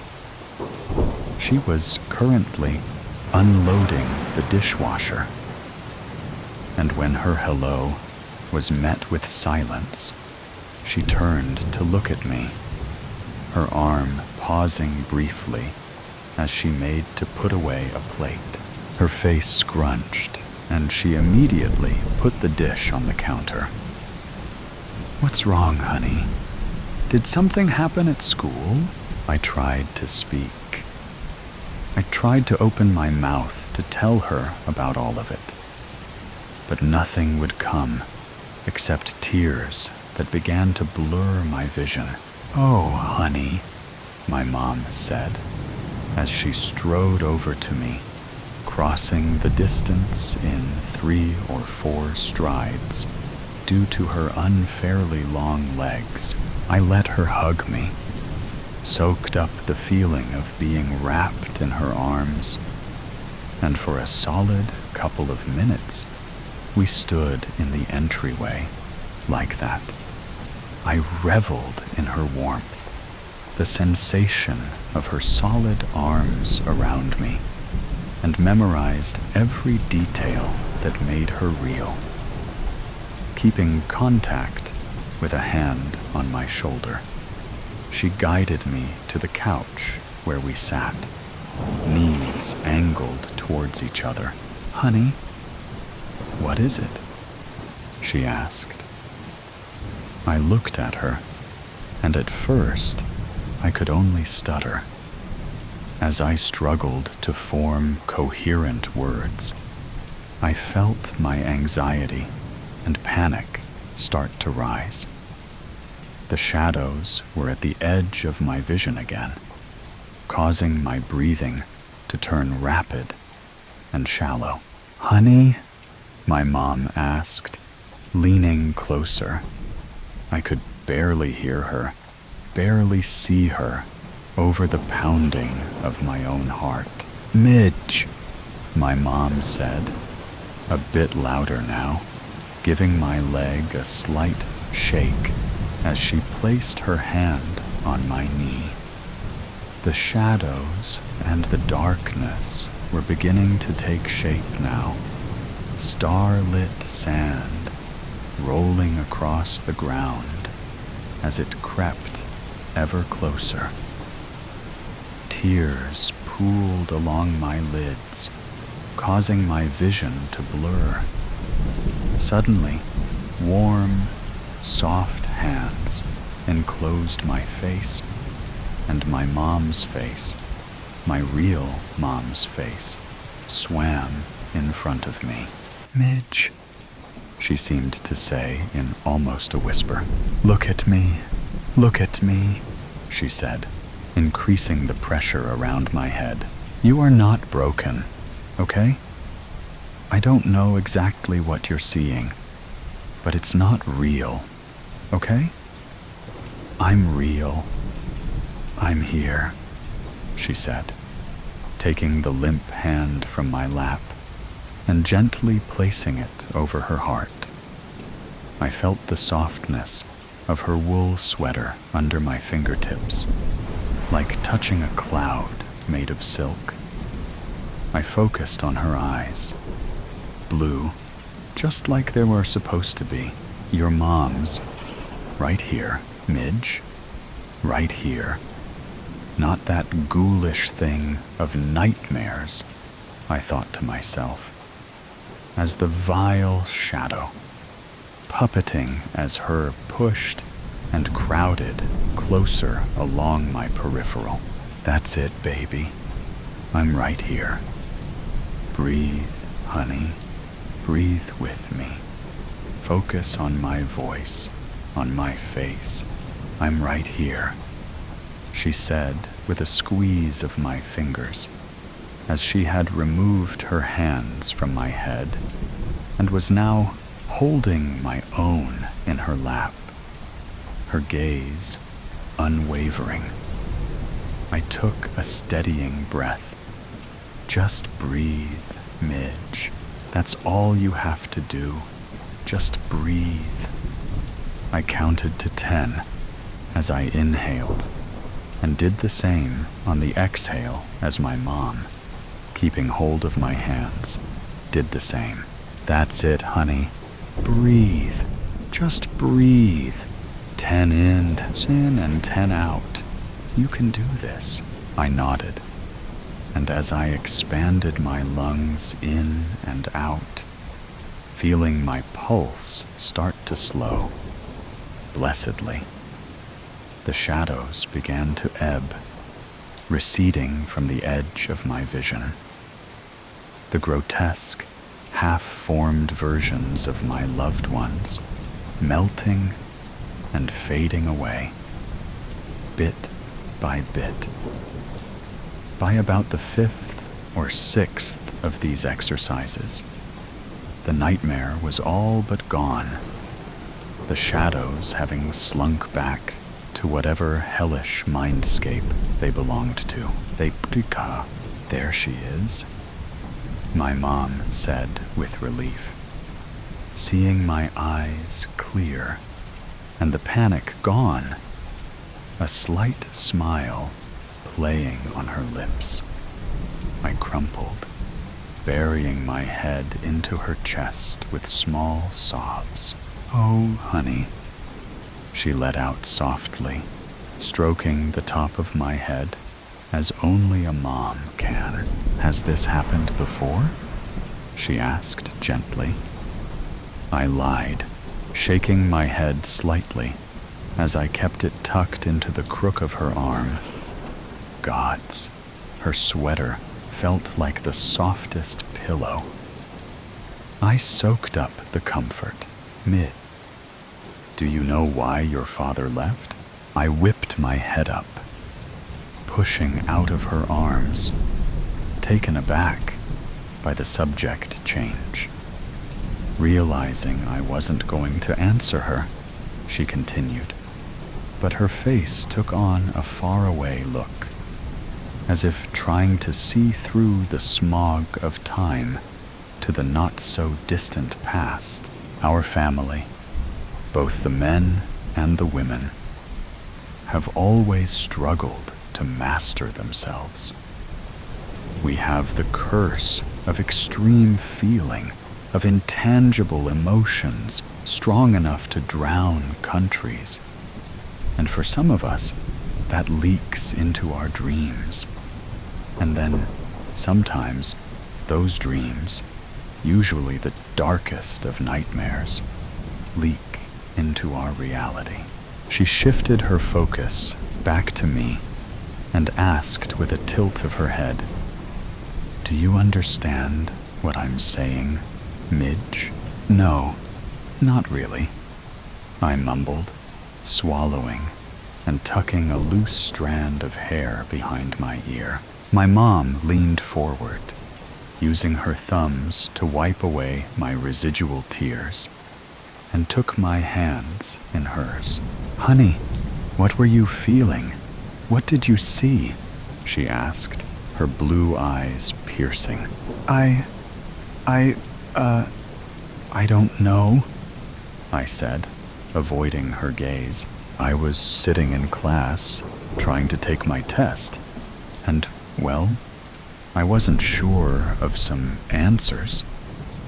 And then I was thinking about Dad, and I panicked. Then the nightmare started. But no one else could see it, just me." At this, I raised my head to look at her with wide eyes, searching for answers, or preparing for a straitjacket, whichever came first. My mom pursed her lips, seeming to debate how much she should or shouldn't say. I saw the moment she decided to bear all, clear as day. "Honey, You were experiencing a moment of extreme emotion, of anxiety and fear, maybe panic. And sometimes those things can make us forget who we are, or even where we are.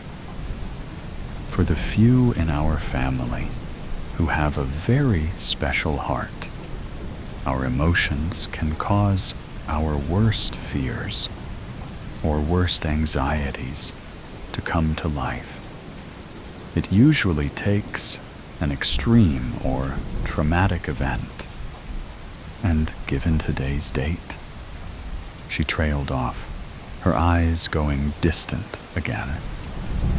After a moment, with a shake of her head, she returned her attention to me. She made to speak, but I stopped her before she could get a word out. "What happened with Dad?" I asked. My mom silently opened and closed her mouth, clearly struggling with what to say or how to say it. "When it happened to me while I was with your father, he thought I had gone half mad. Mine was a nightmare too, a wretched one that had me crouched in the corner like a rabid animal. Once we learned of our family history and what some of us have to deal with, he decided he didn't want to stay with someone who couldn't trust her own emotions, her own feelings, whose reality and dreams tended to mix and meld until they were one and the same." My mom's voice got progressively softer as she spoke, until it was barely above a mere whisper. "I'm so sorry, Mom," I said, taking hold of her hands and squeezing her palms. "That's all right, sweetie," she responded with a grimace, tucking another strand of chocolate brown hair behind my ear. "You know why?" Her eyes twinkled mischievously. My brow scrunched as I tried to find anything good in what had so far transpired, or what I'd been told. "Because," my mom said, clearly seeing I was coming up empty, "it's not just the bad dreams our hearts can bring to life." She smiled, placing a hand upon my cheek, rubbing small circles against my skin with her thumb. "It's the good ones, too. We think it's over, but in fact, it's just begun. The next story will thrill you in a completely different way." Eyes wide open, the sun hung low in the sky, casting shadows over the cemetery. It was a beautiful day for a funeral. Mourners gathered at the top of the hill, circling the open coffin to say their last goodbyes, as Donna Herman had passed, or so they thought.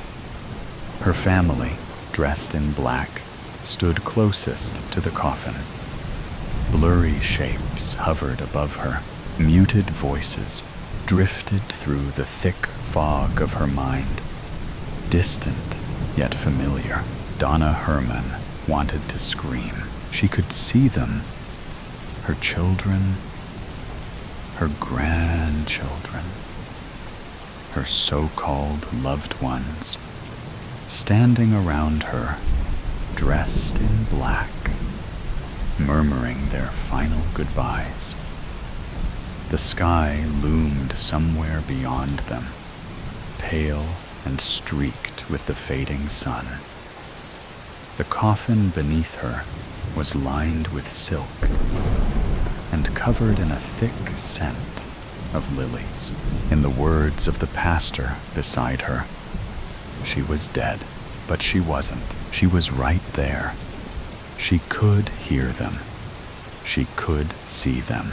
Panic surged through her, slamming against the walls of her motionless body.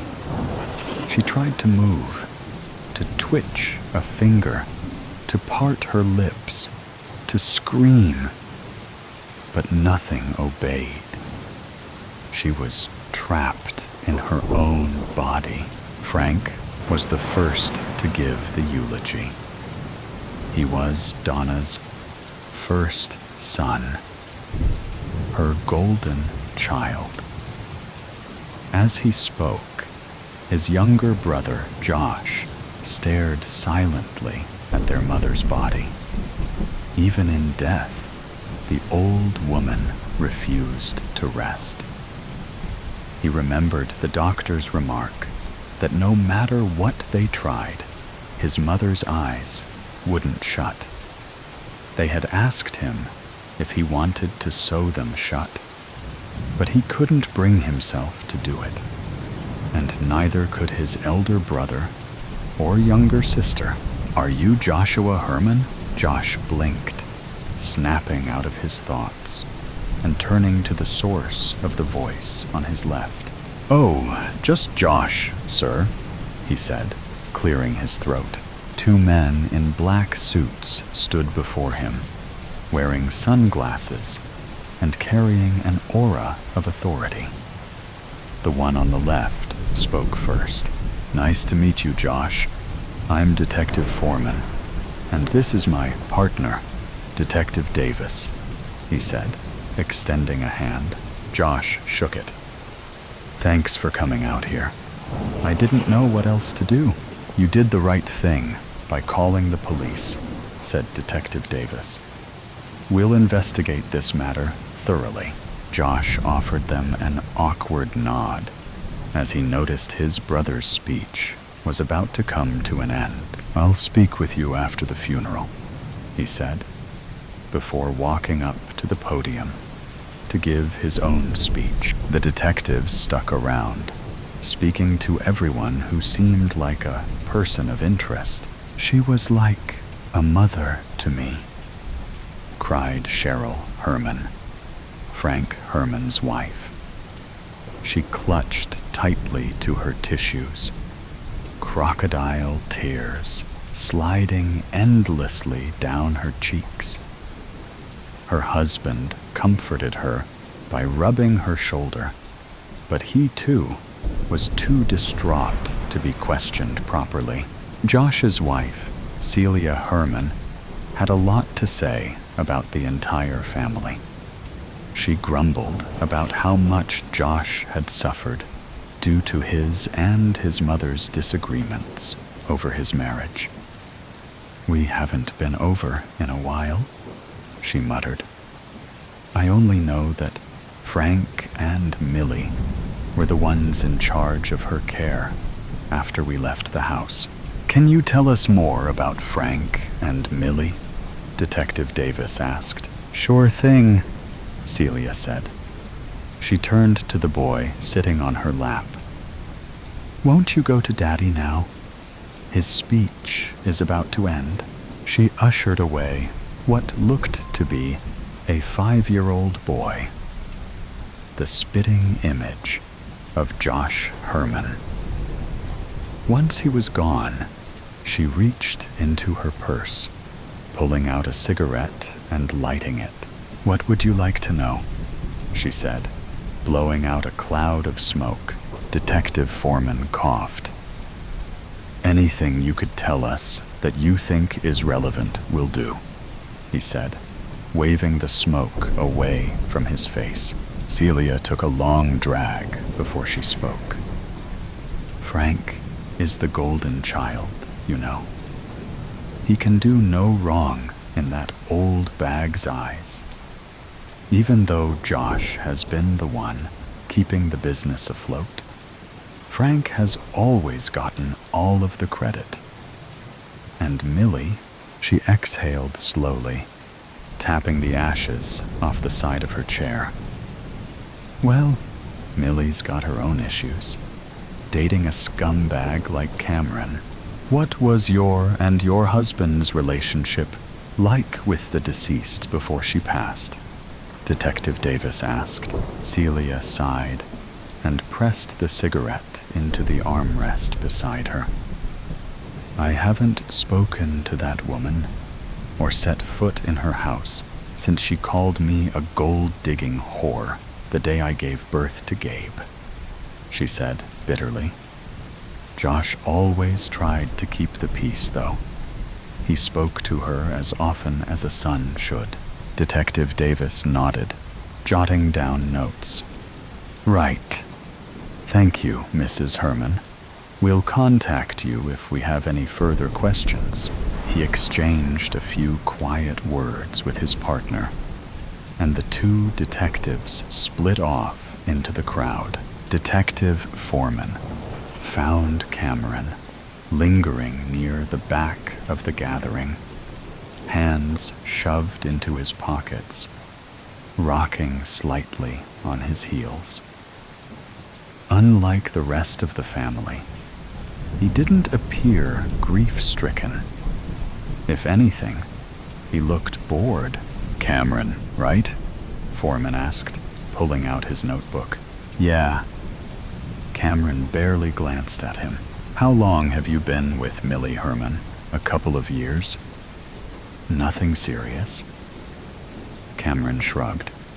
Look, man, I don't know what you expect me to say. The old bag hated me, wouldn't even let me within 10 feet of the mansion. Foreman raised a brow. Why didn't she like you? I'm a DJ, Cameron said flatly.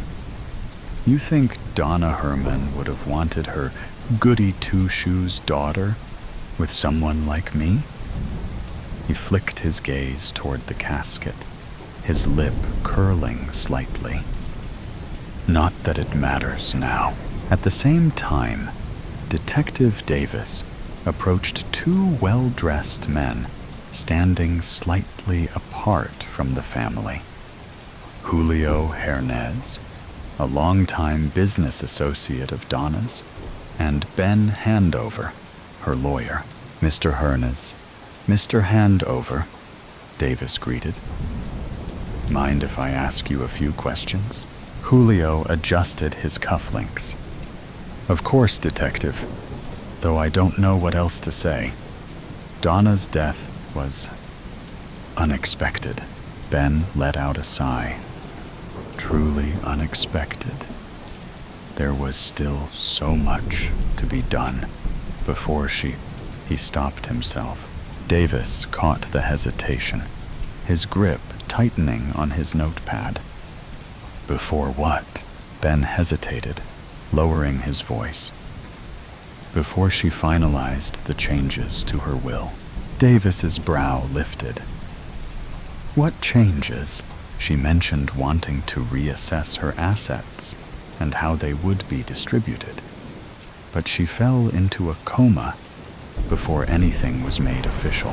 Julio cut in smoothly. Donna was very careful with her affairs.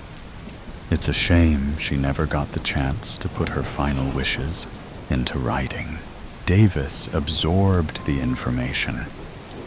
A sudden death right before a change to a will? That was a clear motive for murder. But who in the Herman family would have wanted Donna gone before she could make those changes?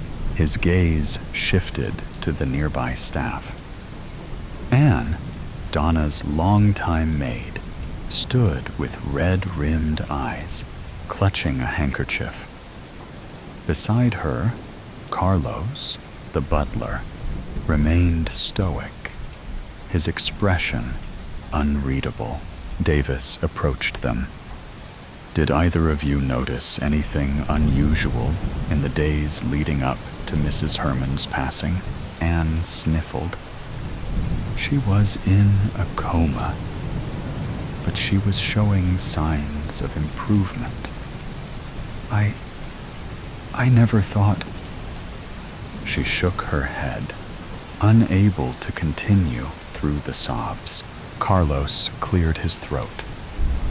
There were intentions, sir. Madame Herman's children didn't see eye to eye when it came to her care. His eyes flickered toward Frank, Cheryl, and Millie. Frank and Cheryl insisted she remain at home. Millie argued she'd be better off in a care facility. Davis frowned. Cheryl was involved in Donna's care? Carlos hesitated before nodding. More than involved. She handled everything with the doctor. He wasn't just hired for Donna. He's been treating Cheryl's family for years. Davis narrowed his eyes. That was a detail worth investigating. Donna fought harder to be able to move, but her body would not listen. She knew who had harmed her. She could tell them herself if she could just speak. Desperation clawed at her, and somehow she forced her eyes to shift, darting around in search of anyone who noticed. And someone did. Gabe, the little boy's breath hitched. He didn't understand death. Not fully. He didn't like funerals, didn't like the way Grandma looked in the coffin, and he certainly didn't understand why, if she was supposed to be asleep forever. She had just blinked at him. "Mommy?" His voice trembled. "Mommy, Grandma's eyes are moving." Silence, then a soft chuckle. "Oh, sweetheart," Celia cooed, smoothing down his hair. "That's just your imagination, honey. Grandma's asleep." "No, no, no!" Donna screamed inside her mind. "I'm here! I'm still here!" A new voice, warm and honeyed, drifted over the murmurs. Children and their wild imaginations, right? Donna's blood ran colder than the silk beneath her. Cheryl, the woman who had put her here. The woman who had killed her. And no one would ever know. One by one, her family members approached to place flowers on her coffin. Some averted their eyes. Others kept them tightly shut. No one dared to look at her face. And no matter how hard she tried to flicker her gaze, no one noticed. Then, the last one stepped forward. Cheryl, Donna's blood boiled beneath her frozen skin.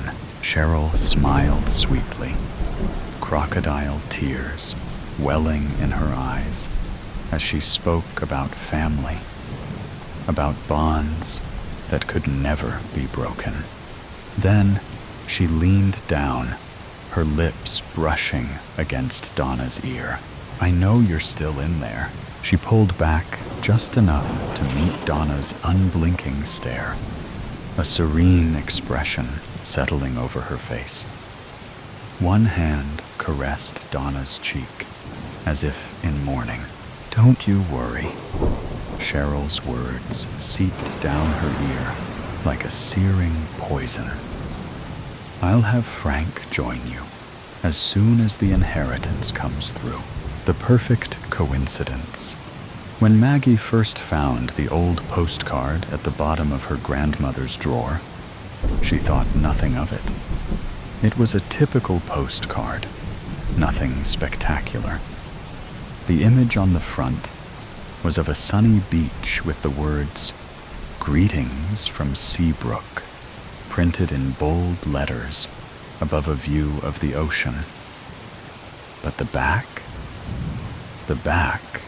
was what made Maggie freeze.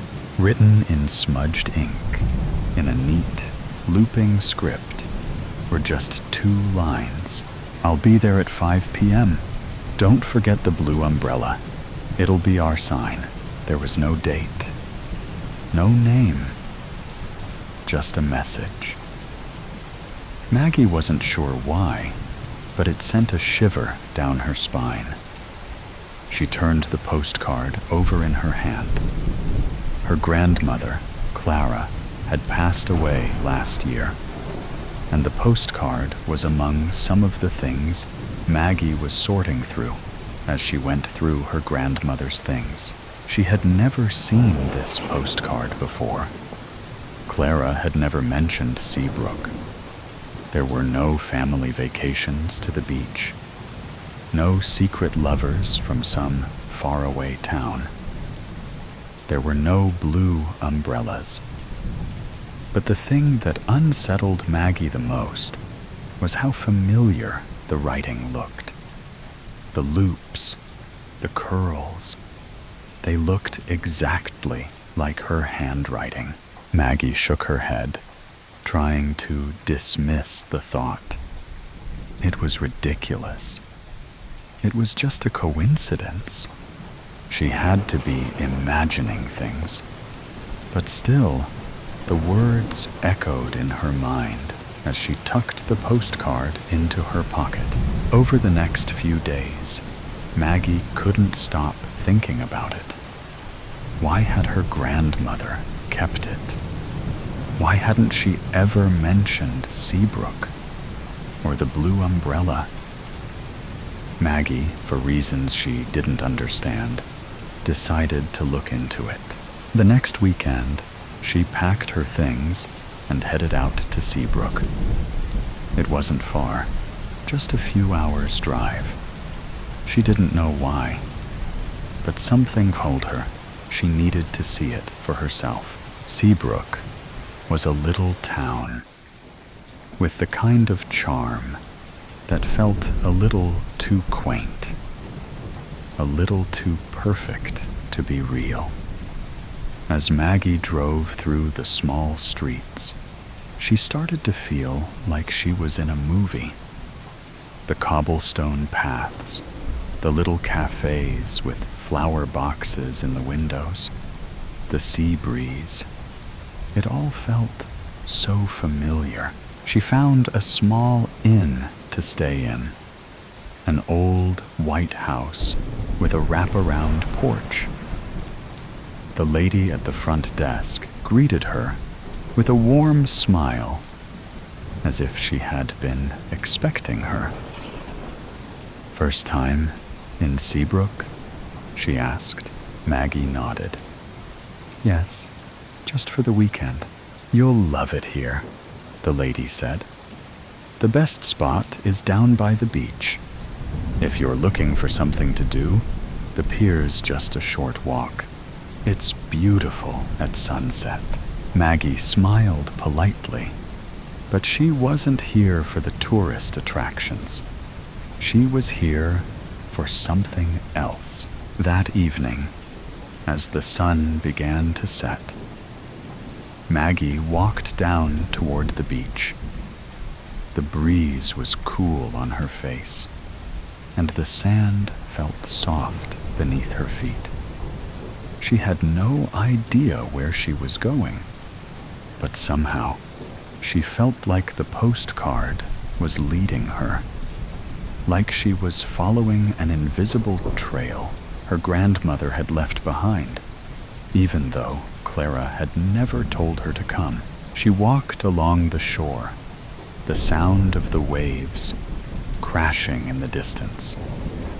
And then, out of the corner of her eye, she saw it. A small blue umbrella, positioned right by the water, almost as if it had been waiting for her. Maggie stopped in her tracks. Her heart raced as she stared at the umbrella. It was a little worn, the fabric faded, but it was unmistakably blue, exactly like the one in the postcard. She approached slowly. There was no one else around, just the umbrella, the sound of the waves, and a growing sense of anticipation. As she reached the umbrella, She saw a bench nearby, old and weathered, its paint chipped from years of saltwater exposure. But what caught her eye next was the piece of paper resting on the bench. It was folded neatly, like a letter with a small, familiar scrawl on the front.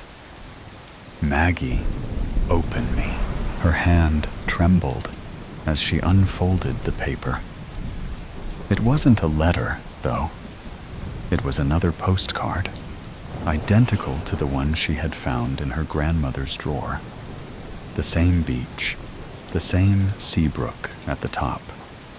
But this time, the words were different. "I'm here, just like I promised. Meet me where the ocean touches the sand. The blue umbrella will be your sign." "I'm waiting." Maggie's heart skipped. This can't be happening, she thought, almost breathlessly. She glanced around, but the beach was empty. No one was here. No one had been here, and yet, somehow, she felt drawn to the spot, like it was a place where time and reality blurred. "Clara?" she whispered, almost as if speaking the name aloud would make something happen. But there was no answer, no sign of anyone nearby. She sat down on the bench, the postcard in her lap. The sun was almost fully set now, painting the sky with shades of pink and orange. Then, a figure appeared at the edge of the beach. Maggie's breath caught in her throat. The figure was too far away to make out clearly, but something about the silhouette seemed so familiar. The way they moved, graceful and sure-footed, as if they had walked this very spot 1,000 times. Maggie stood, unable to keep herself seated. She took a few tentative steps toward the figure, her eyes squinting, trying to make sense of the shadow. The person grew clearer as they approached, and Maggie's pulse raced in her ears. It was her grandmother, Clara, standing before her, looking younger than Maggie had ever remembered. Her skin was free of the wrinkles it had when she'd passed. Her hair, though graying when she died, was now thick and dark, cascading down her shoulders. She smiled, a soft, knowing smile that made Maggie's heart ache. "Grandma?" Maggie whispered, her voice barely audible. Clara nodded, her smile deepening. "I knew you'd find me, Maggie." "Find you?" Maggie felt tears well up in her eyes. "But how? How are you here?" Clara reached out, her hand brushing Maggie's cheek. "It's not as complicated as it seems. I needed to bring you back here. Back home." Maggie shook her head in disbelief. "But the postcards, they were from you?" "Not exactly," Clara said softly. "The message was always for you. But it wasn't time for you to understand until now. You were always meant to be here, Maggie, right where the ocean meets the sand." Maggie's heart pounded, her thoughts spinning. But why the blue umbrella? Why Seabrook? Clara's eyes softened, and she gave a small, bittersweet laugh. The umbrella was just a symbol, your sign. And as for Seabrook, my dear, well, All I can say is that this is your home now. The wind picked up slightly, the ocean whispering as the world around them seemed to shift again. Like a dream slowly fading, Maggie opened her mouth to ask more, but the words caught in her throat. Clara's figure started to dissolve, becoming less distinct, as if the very air was pulling her back into some distant place. "Wait!" Maggie called, but her grandmother's figure was already gone, leaving nothing behind but the blue umbrella and the sound of the waves. Maggie stood there, her hands trembling, her heart racing. The perfect coincidence, too good to be true, had just happened. Thank you for being here to listen with me. Let's enjoy the new story together. The funeral of Evelyn Warren. The chapel was too quiet. Grace sat in the front row, her hands tightly clenched in her lap.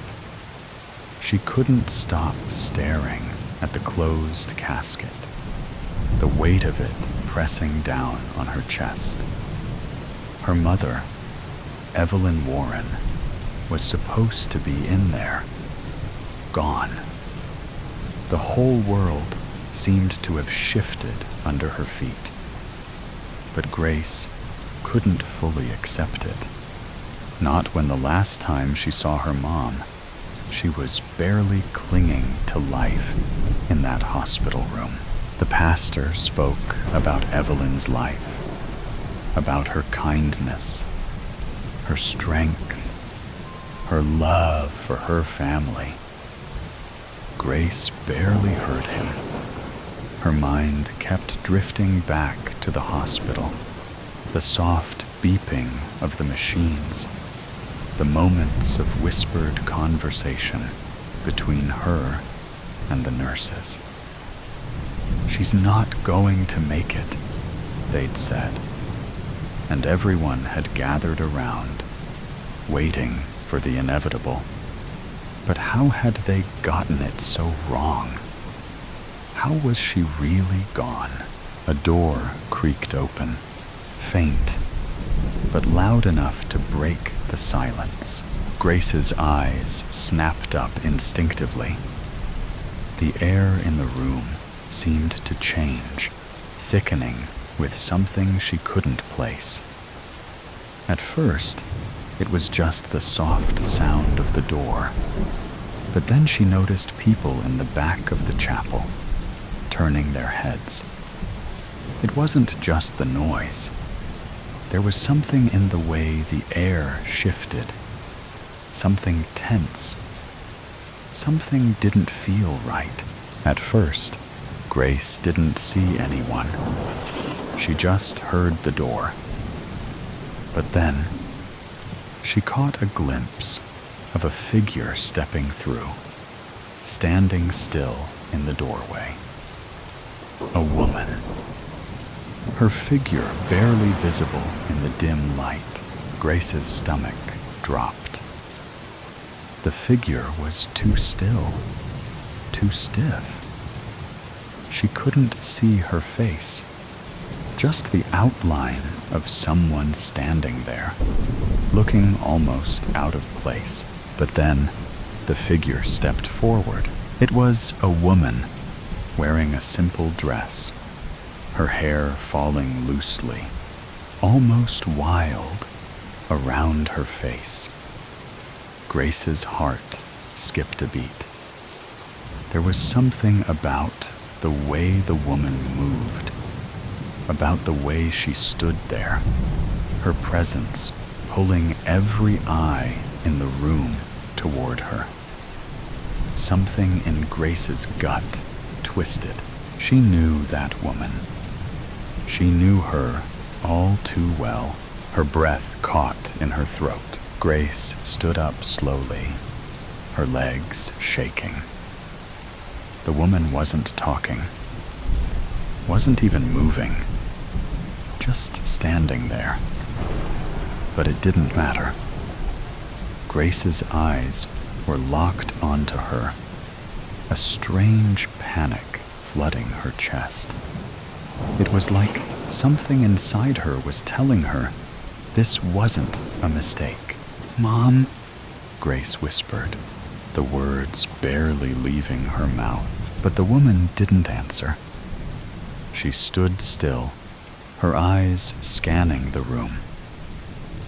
There was something about her, about the way she looked, like she was lost or confused. Grace couldn't breathe. Every instinct screamed that it wasn't possible. She was just imagining things. But the figure, that woman, had to be her mom. Her voice trembled as she repeated the word. "Mom?" The woman blinked. Once, twice. She took a step forward, her gaze still unfocused. Grace took a hesitant step toward her, and then, slowly, the figure's eyes found Grace. They locked, and for a brief moment, the room fell completely silent. The woman's lips parted, but the words were slow, unsure. I'm not dead." The room seemed to hold its breath. Grace's mind was spinning. Her body was still frozen, a wave of confusion and disbelief washing over her. She wanted to ask a million questions, but no words came. The woman, Evelyn, took another step forward, her face pale, her expression distant, as if she were struggling to remember why she was here. "I didn't die," she whispered again, almost to herself, before her eyes finally met Grace's. "I'm not dead." Grace's mouth went dry. Her hands shook. Her mom, standing there, alive, and looking like she hadn't just been on the brink of death. It didn't make sense. She couldn't make sense of it. Not when she had just signed the papers hours ago. Not when she had seen the doctor shake his head. Not when the nurses had told her it was over. She took a step closer, her heart racing. "Mom? How are you? What's going on?" Evelyn's eyes were distant, like she was still trying to piece everything together. "I don't know, Grace," she said, her voice low, almost trembling. "I don't know. I was in the hospital, and then I woke up somewhere. I don't remember how or why. It doesn't make sense." Grace felt the floor beneath her shift. It wasn't just her confusion anymore. The whole room was holding its breath. The whispers around her, the people shifting in their seats.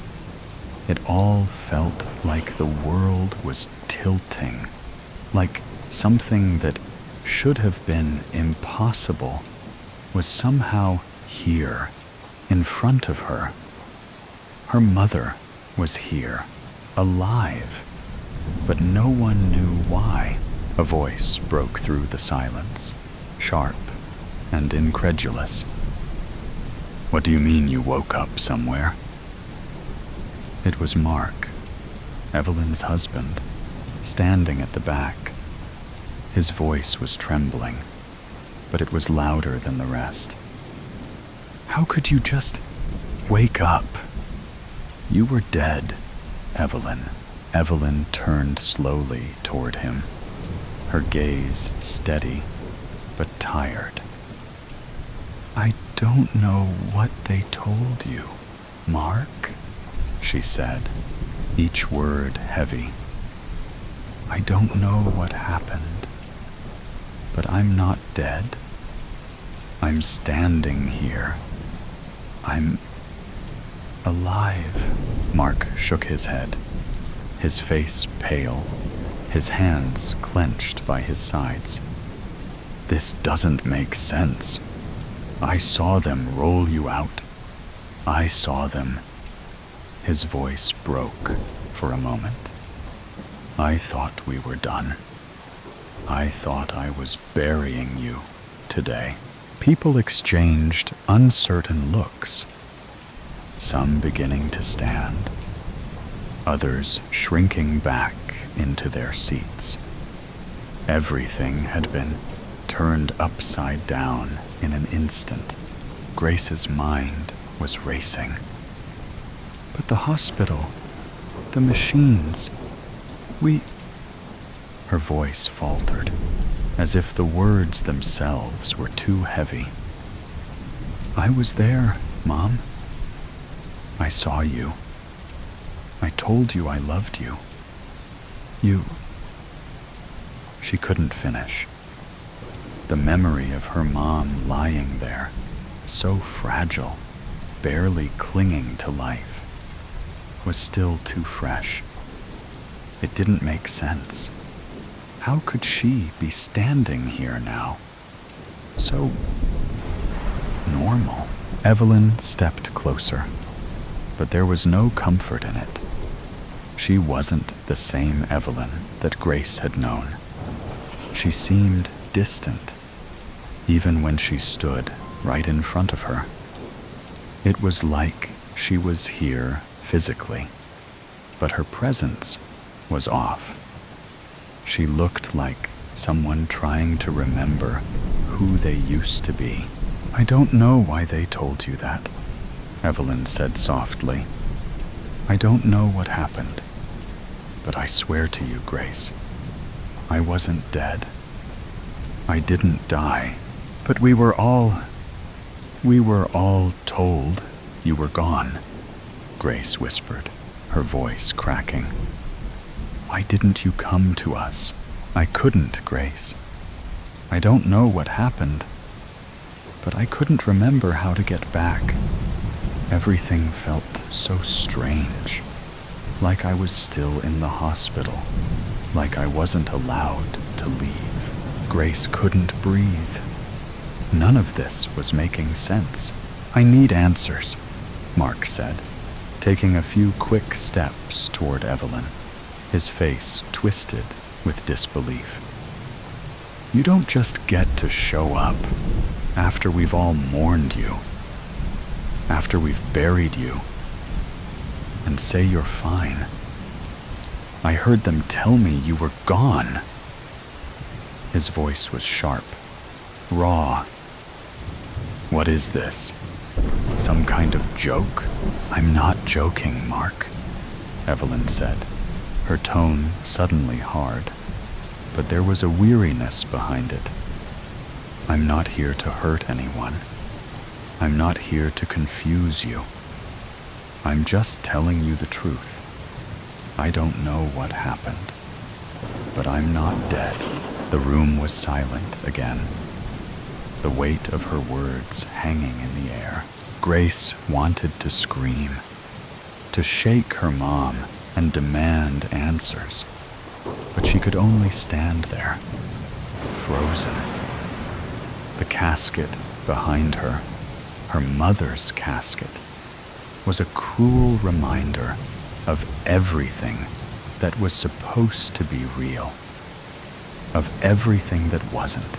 "Maybe you should sit down," someone whispered from the back. Grace couldn't tell who it was. Evelyn's eyes flickered around the room, scanning the faces. And for the first time since she entered, she seemed to register how many people were watching. Some were looking at her in disbelief, others in fear, unsure of whether they should approach or retreat. "I'm not trying to hurt anyone," Evelyn repeated, her voice quieter now, though there was something like sorrow in her tone. "But I can't explain this. I don't understand it. I don't understand how I'm standing here, either. I don't understand any of this." Grace felt tears threaten to spill, but she fought them back. The world was too heavy. It felt like her brain couldn't catch up with what was happening. The way her mother looked, alive, but not the same, was like a dream, like something she'd imagined in her worst nightmare. And yet, here she was, in front of them, breathing, standing, alive. "I'm sorry," Evelyn said, her voice barely audible. "I'm sorry I wasn't there. I don't know what happened. But I'm here now." Grace, standing there, couldn't shake the feeling that the answers weren't going to come easy. And maybe they never would. So today's story has come to an end. Or perhaps it never really ended.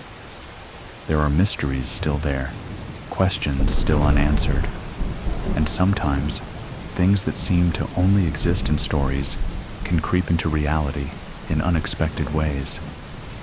Are you sure that when you turn off the sound, everything around you will still be normal as before? Or is there something watching you? Either way, always remember that these are just stories, or at least we want to believe that they are. If you like moments of suspense, tension, and breathlessness, don't forget to follow me so you don't miss the next stories.